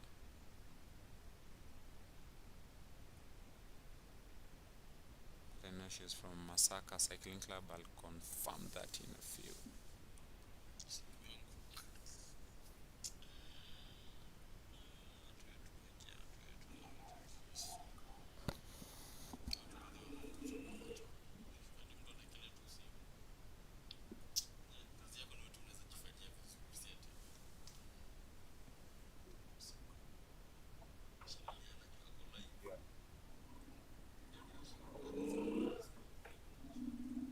Najua hajafunga nguo yake ndio maana hataki tupite.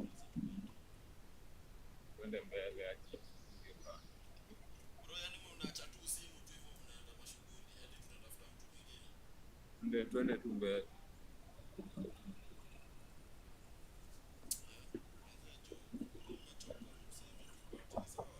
Uiweke vizuri tuone finish line vizuri. Na uiweke ile side yenye watu wanapita. Sasa